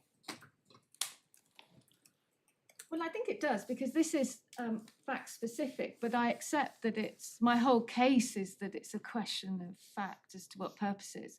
But what there isn't is any rule or principle that you'll find in the test, which means that you are limited to looking at the board resolutions and and again, really the use to which the money is deployed on. And I can see why you say that, or how you can say that, but I'm not quite sure that 161 helps there. So Justice Falk agrees with Mr. Hewitt that the factual inquiry is not limited to the factors that the board took into account in deciding that the transaction was in the best interests. So that's a sort of company law. Yes, yes. First sentence of para 164 also makes the point that the board members weren't operating in a vacuum. Yes. Yes.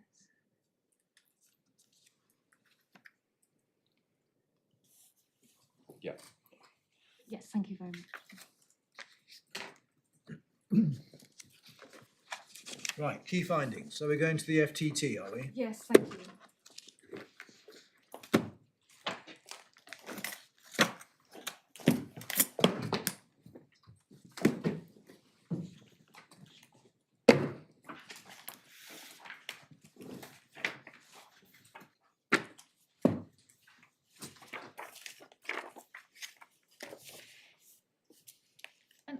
I wanted to begin with something that, well, it's really just in relation to what is the tax advantage here, and make the point that the first tier understood the context in which they were making a finding about what tax advantage was intended to be secured. And a paragraph 132 of the decision, which is page 170 of the bundle,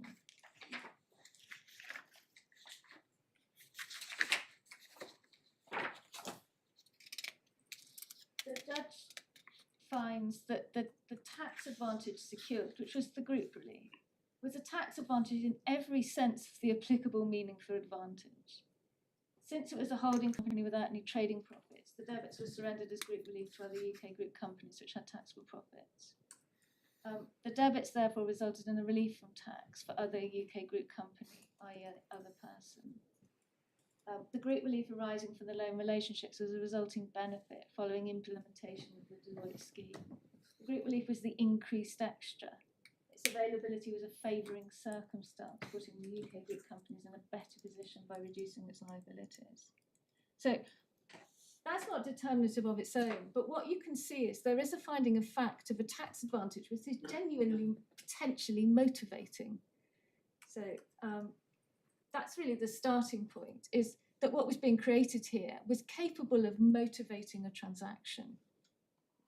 It's not just paying tax on your actual commercial profit because you're allowed to deduct the cost of your stock from your sale price. And then the related point is it's definitely, or the finding was that it was a UK tax advantage and not a US. And this is just picking up a point made by my learned friend, where she said that really, actually, the mischief was that the credits weren't taxable. There was nothing wrong with getting a deduction, that's all fine. Well, we've got paragraph 132, and at 132, I've just read that. But then at 138, the tribunal addresses. It was a point made by the appellants in the first tier. They said this isn't a UK tax advantage, this is a US tax advantage. And she finds, whilst the tax advantage was localised in the UK, the Deloitte scheme works essentially due to the two new cross-jurisdictional entities being created. So that was the Cayman Island Company and the Appellant. Each jurisdiction chosen for the particular features in their respective tax regimes. In the Deloitte presentation slides, the UK Limited, so that turned into the Appellant, and the Cayman Islands Limited were singled out by the oval shape to highlight them as non-US entities. The dotted lines were used to denote the non-existence of these non-US entities unless until relevant steps in the scheme were implemented. And then she goes on to find that, contrary to the assertion, these two were two givens, i.e. the existence of the Cayman Islands companies and the Appellant. I find it was the Deloitte scheme that brought into existence the Appellant as a UK company and the loan relationship to which it became a party. There were essential features that were brought into existence by implementing the scheme. So the first tier absolutely understood that the UK tax advantage arose because of the mismatch. But her finding was that there was a UK tax advantage, and there clearly is. I mean, UK group relief is a tax advantage. And as to but there's nothing wrong in having non-taxable credits because that's the Cayman Islands choice. If I could just ask you to turn to Quick Fit, paragraph 75.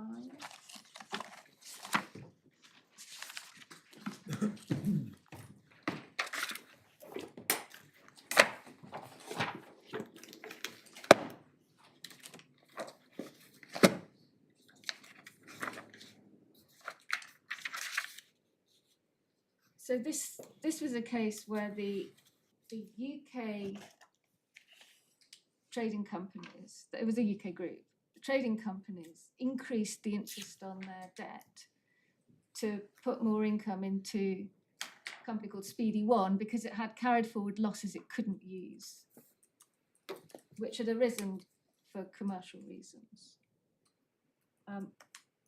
By paying the increased interest in order that it could be matched against the carried forward losses, there was no tax payable on the increased interest in the hands of Speedy One.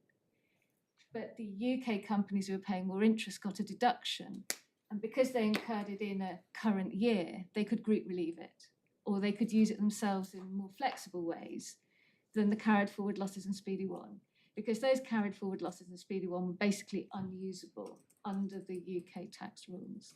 So the scheme, in effect, made losses intended to be unusable, usable. That was the purpose of the scheme. 75. The Court of Appeal say the tax advantage sought to be secured by the reorganisation was the generation of cash tax savings. So that's the debits. In our case, it would be the group relief. Through the creation of deductible interest expense in circumstances where there was no need to worry about a tax charge on the income. Well, that's exactly this case. But actually, Quick Fit was, I hesitate to say this, but in a sense, you might say it's a stronger case because the carried forward losses that meant there was no tax payable on the interest had risen for commercial reasons. Whereas here we've got a Cayman Island company. The reason that the JTI assigned the loan relationship to the Cayman Island companies was because otherwise they wouldn't have got the group relief. And the Cayman Islands doesn't charge any tax. So, and it was only there in order that they would protect the tax saving. So, and it's all in a, check the box, all in a UK, check the box for US tax, because it meant that in effect, Cayman Island Company and the UK Appellant, they were like branches of JTI for US tax purposes. So although you got the appellant paying interest for UK purposes, for US purposes, it was just like a branch paying interest to the head office, and nothing happened for fiscal purposes. So there's a clear UK tax advantage, which is genuinely capable of being highly motivating because it's worth money. Then, starting with applying the correct legal test, I say one's perfectly entitled to begin with just a clear-eyed look at the Deloitte scheme to see what it was intended to achieve. It was clearly designed to create the group relief, and creating that group relief was, as the tribunal found, a main reason for the company being a participant in that scheme. And that comes out clearly from the steps in the scheme itself. The tribunal set out the steps. In a number of places, they're in the skinny, they're in the tax planning matrix. She sets them also out at paragraph 131.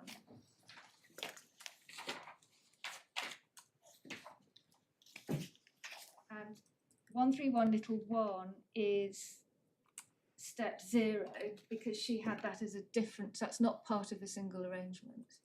So that's the fact that Joy Global found this incredibly interesting US group, or global group, with which we'd like to acquire.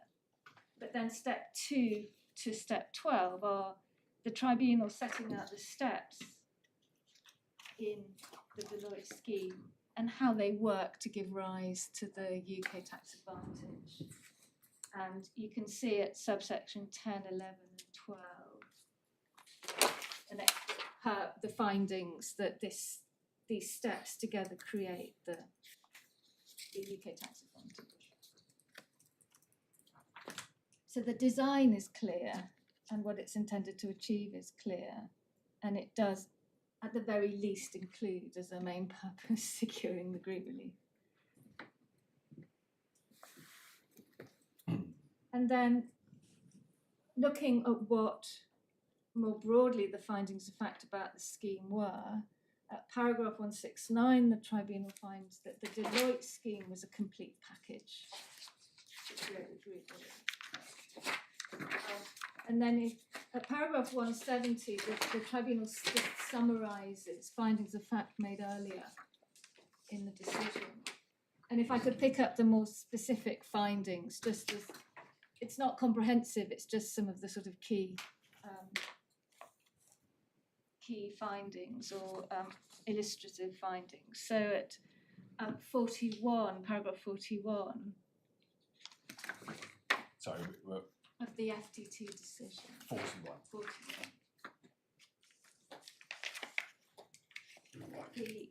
The first two sets out, I mean, this is a very full tribunal decision, and she does set out helpfully quite a lot of the documents. 41. 41. So we're back in 41. the email exchanges, are we? Yes.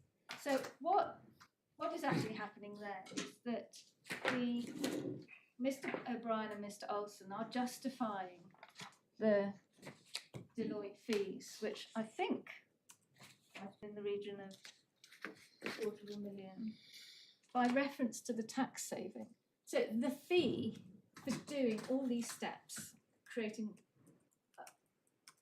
the advice from Deloitte on what to do, is justified entirely by reference to this tax saving. And then at 42, what we see in a number of cases is the parties themselves, all of the individuals who are actually working on this plan, themselves describing it as, in effect, a tax-driven scheme. So at paragraph 42, Mr. O'Brien says is going to give some fairly substantial tax savings. Just remind me, was Kiston one of the directors at the meeting? Yes, he was one of the ended up as one of the directors of the Appellant.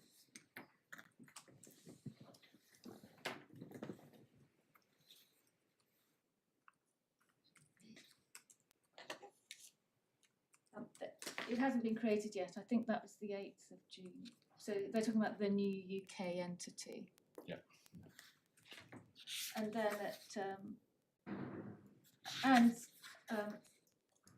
at paragraph 45, just a heads up, we're forming a new UK company to handle our acquisition. And they attach the step plan from Deloitte. And then at Sorry, I've lost you. Where did we get the step plan from So, Deloitte? that's at That's the 44. end of the email. And then they get to work. And then on paragraph 53, this is the Vicky Willis. So Vicky Willis was a UK accountant for the UK subgroup. And her view of this Deloitte plan is at little 4. This appears to be done solely for tax planning and therefore impact our low risk rating. We stressed to CRM in the past we don't go into this type of transaction. And I'll cross-examine Mr. Olson on that. 55 to 62. We've got the board. They put together the board pack. And at 59, you can see the discussion is all under the heading tax planning matrix, estimated tax planning. Now, my learned friend in her brand too, in effect says, well, these are just labels or whatever. But the tribunal is seeing all of the actual documents, all of them, and all of the emails, and all of the debate and the discussion in their actual context at the contemporaneous time. And one really can't go behind the conclusions that the First Tier has drawn. So at 60, we've got the tax planning matrix itself, it's a 6 document, and then it sets out the maths, it sets out how all the tax advantages arise. And this is circulated to, among others, 2 of the 3 directors who were at the meeting. Yeah, so Kiston, Manley, and Olson. And Olson, so all 3.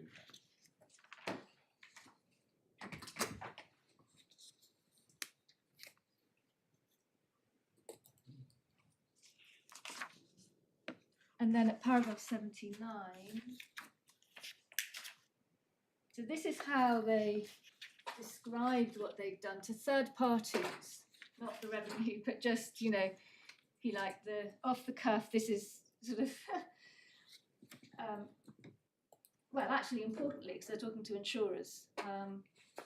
But the point at 3 is they explain the structure and the ownership of LTT. And at 3, we've got the Cayman Islands entity holds a note receivable with the UK entity This structure is set up from a tax planning perspective, and there are no employees or tangible assets in either entity other than the intercompany notes receivable and payable. Well, they know that it owns LTT because that's the context in which they're talking to each other. But what's very clear is there's absolutely nothing going on in the Appellant or the Cayman Island companies. They're playing their role in the tax planning scheme, so you don't need to worry about them, I suppose. And I think it's wrong in my submission to sort of nitpick an email like that at this stage in the appeal and say, oh, well, you know, it's wrong because there are intangible assets or there are tangible assets because there's LTT. Those points can be made in the first tier, but they don't carry any legal weight here. And then in 81 little 5. These are the points all drawn together in paragraph Yeah, they're 170. summarised, yes. In the Yes, passage we looked at yes. earlier. But this is just the detail behind that summary. And to the extent there's any ambiguity in the summary, then it's you can look back and see where the points are made. So it's all described as the key benefit. This is to the Joy Global Board of Directors. What did we do? Oh, well, the reason, you'll have forgotten, but the reason why we did this is to get the tax benefit. That's what they're saying. And then paragraph 170 to little 7.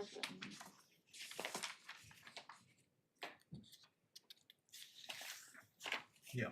And 171, just in terms of how the FTT is viewing this, is that everything is driven by tax. That's the point the FTT is seeing very clearly, that this company doesn't even have cash to pay the interest. It pays the interest by issuing new loan notes. And the interest is only paid as and when it suits for tax. So, I mean, really, quite literally, everything is driven by tax to get the optimum tax. And of course, the context is in the Deloitte scheme. The context is in the facts of this scheme. And which is my next point, which is, and I think this is fundamental to this case, and it's that there is, the FTT found that, or the FTT rejected all of the proposed or putative commercial purposes for the appellant being party to the loan relationship. Above and beyond, it's obviously common ground and accepted that the appellant owned, is the legal owner or holder of LTT. But what are, as far as other commercial purposes were proposed, they were all rejected by the first tier. Really, it's a matter of evidence because Mr. Olsen did not come up to prove that, and the documents in the case didn't come up to prove. And at paragraph 102 of the first tier decision, the points are listed. There's what was suggested was critical mass. This is all from Mr. Olsen's witness statement. Critical mass, I think, being how many companies you've got in the country. Synergy, repatriation of income to the US, ease of incorporating a new company. And Mr. Olsen was cross-examined on all of those. And the first tier at paragraphs 155 to 165 reject all of them for being a purpose of the borrowing. And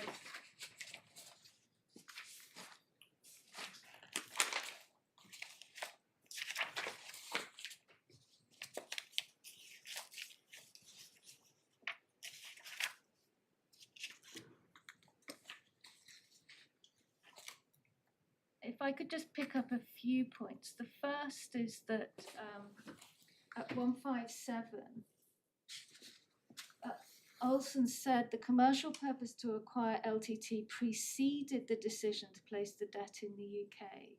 I mean, we've read this, but I just want to pick up on one point. I accept there's a bona fide commercial reason to require LTT.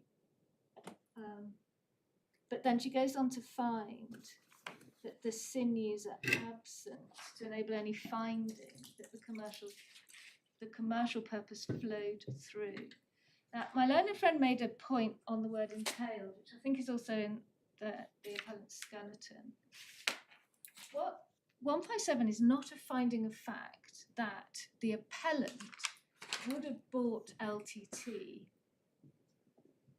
without borrowing, or that it decided to buy LTT and then it looked about for borrowing, or that it had to borrow because it wanted to buy LTT.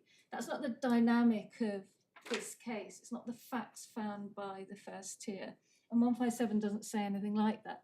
All the tribunal is doing at 157 with those words in brackets is making her point, which is you can't extend to the appellant as purchaser the thinking and reasoning that drove Joy Global. That's all the tribunal is saying. It's not there's no finding of fact there that supports my learned friend's case. And in my submission, the appellant is misreading 157, those words in the bracket.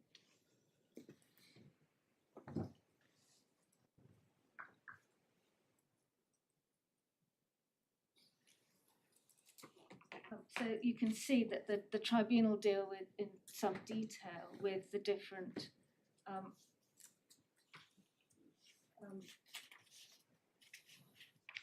arguments made, and they give all their detail. She gives her detailed reasons for rejecting them.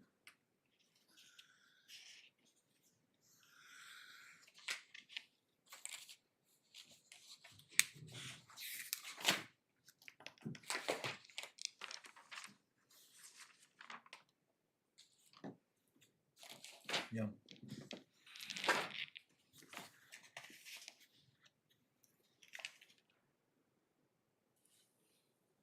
Can I just highlight, please, paragraph 165?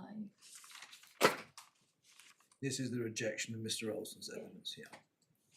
So the appellant relies on Olson's evidence to establish that there were business and commercial purposes for the issue of the loan note.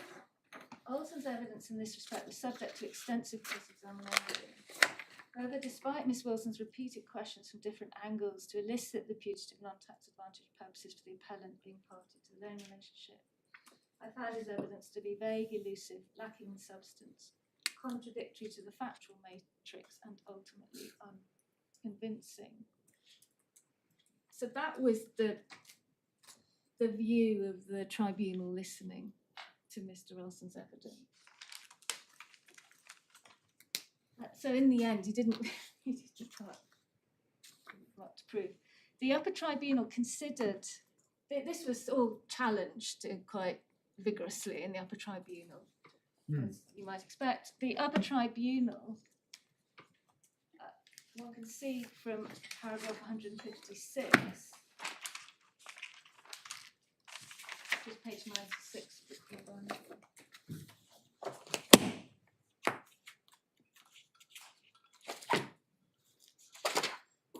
They find that having reviewed Mr. Olson's witness statement and the transcript of the cross-examination, we consider the characterisation was one which was open to the FTT. And actually, in the passages above, you can see that when the Upper Tribunal go through and... So I missed what you saw it 146? 5-6. Oh, 156, I beg your pardon, misheard. Yes. And when the Upper Tribunal went through the and issued its decision on the appeal below, and it gave its a judgment on all of the challenges to the findings of fact and so on by the appellant to the FTT's decision, you can see that they had the full suite of documents, they had the whole witness statements, and they had the whole transcript, and they went through and read it all. So there's no attempt in my submission, and can't be, to go behind now any of those findings. So we are in a position where there are no commercial purposes for the appellant has no commercial purposes for being party to the loan relationship. That's really just the position now here today.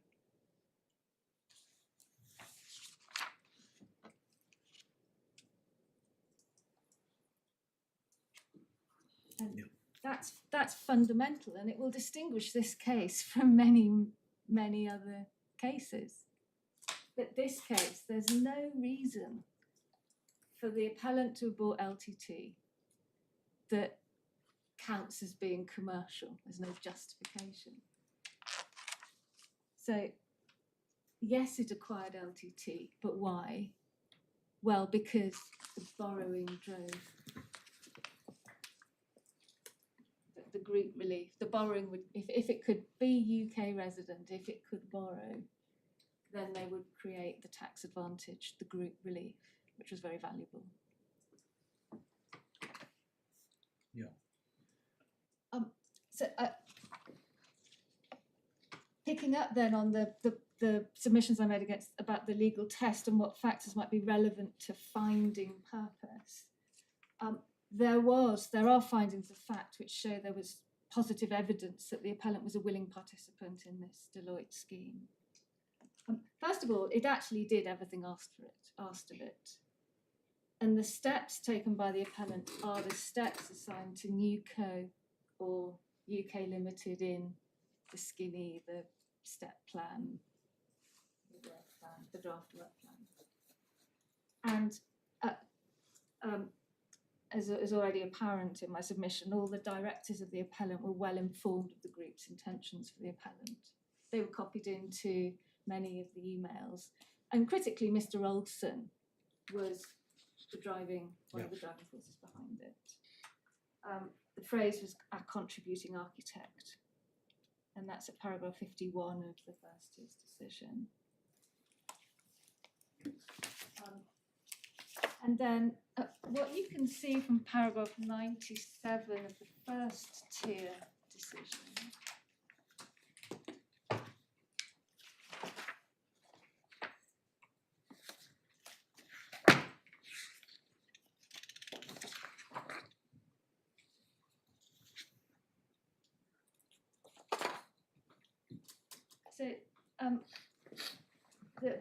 the point made at 97 is that when Mr. Olson when the Board of Directors met on the 20th of June,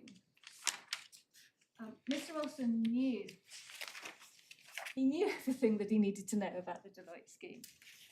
So when they met to pass the resolutions, the other two directors were relying on him. He agrees with that, because you'd done a lot of thinking and considering an analysis, and you'd spoken to O'Brien about the Deloitte acquisition structure, and you knew all of that before the 20th, and Mr. Olson replied, I did. What is he saying I did to? I think it's to all of the... To all of it, so that To all he of knew that the other two directors were relying on him. Yes. And he accepted... He knew that the reason that they were relying on him was that he'd done a little work. Yeah. Right. So at the board meeting, he's sitting there and he knows they're relying on him because he's done all the thinking about the Deloitte scheme.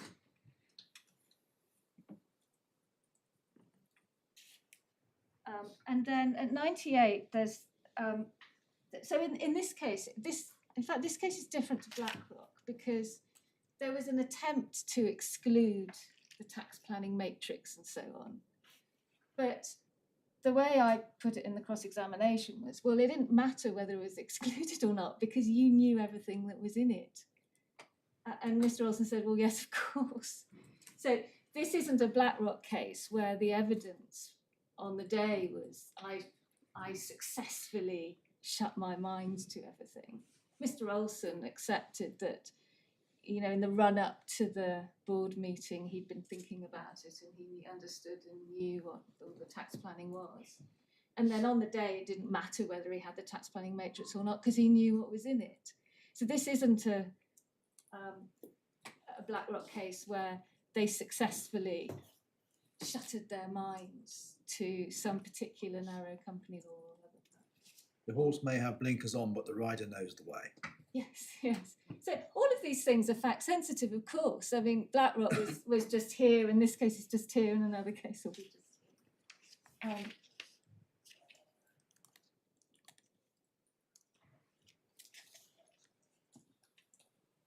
Sorry, if you could just give me a second, I'm just checking something.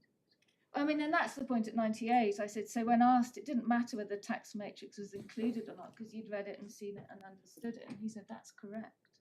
So were you 98? 98 would be 2. Yeah. And then there was a sort of separate discussion about, you know, it was in, then it was out, and should we ask Deloitte whether it should be in? And I put it to him that, well, this is all just sort of presentation of tax and window dressing. The FTT made its findings. It found that there was some evidence of window dressing for how it would seem to the tax, to the revenue when they came to review it. It was perfectly open to the tribunal to make that finding.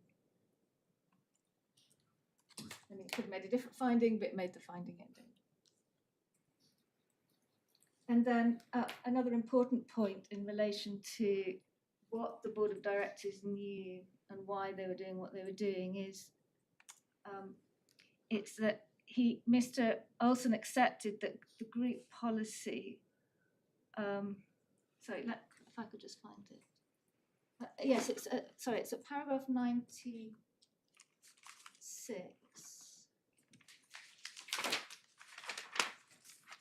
And little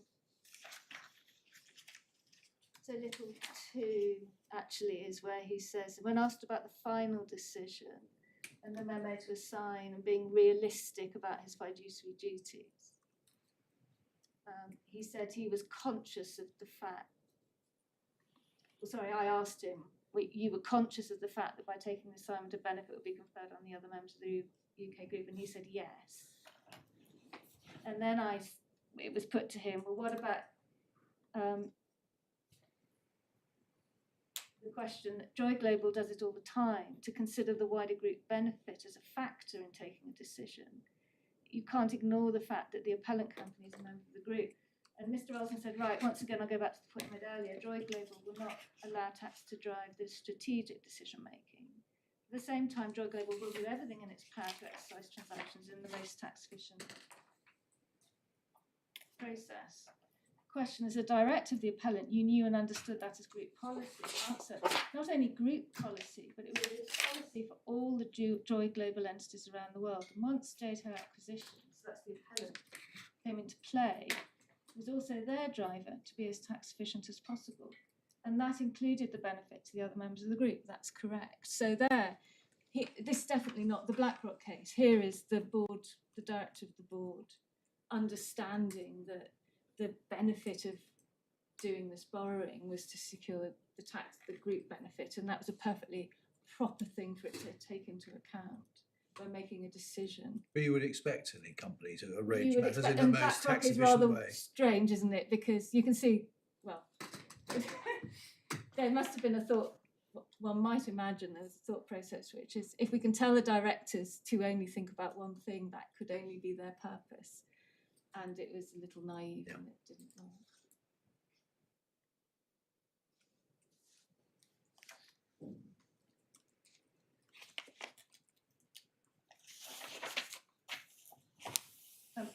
In this case, it's called the Doheny memo, and that was the memo where they were asked to ignore anything that was irrelevant, concerned another company.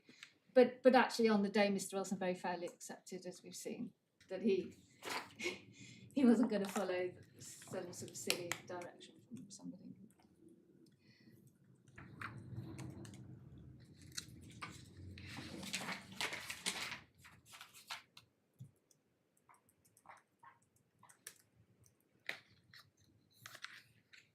And then a final point about just the appellant being a willing participant. It's just indirectly related. It's paragraph 99 of the plan. So this is in the course of the cross-examination, Mr. Olsen sort of floated the idea that, well, maybe we could have stopped at step 7. so that would have meant that they would have acquired LTT, but there'd be no group relief. And so then he was pressed on that. So at 99, in relation to the draft work plan which contained the first 7 steps, Olsen was asked if anyone suggested that you should do anything other than steps 1 to 9. I guess I wouldn't characterise myself as being happy to stop at step 7. Our objective was relative to where the debt was. You literally could stop at point 7. I was looking at it from the perspective of placing debt outside the US. Well, of course, we've had all of the findings about commercial purpose. But then later he said, no, I don't think that the 9-step plan was ever discussed as an alternative to stopping at step 7. I think what he's saying is actually it was an all or nothing. It was steps 1 to 9 or it was nothing. What's implicit in that is without the Deloitte scheme, the appellant doesn't exist, the appellant doesn't require LTT. The borrowing and the group relief drove the borrowing. Acquiring LTT didn't drive the borrowing for the appellant. And on that peroration, is that a convenient moment to stop? Right, how are we doing for time, Ms. Wilson? I think I may only have an hour or so, but An I'll hour. finish easily tomorrow. Tomorrow Sounds like we may morning, finish by So midday tomorrow. we may, Well, we'll we'll see. see. Anyway, 10:30 tomorrow.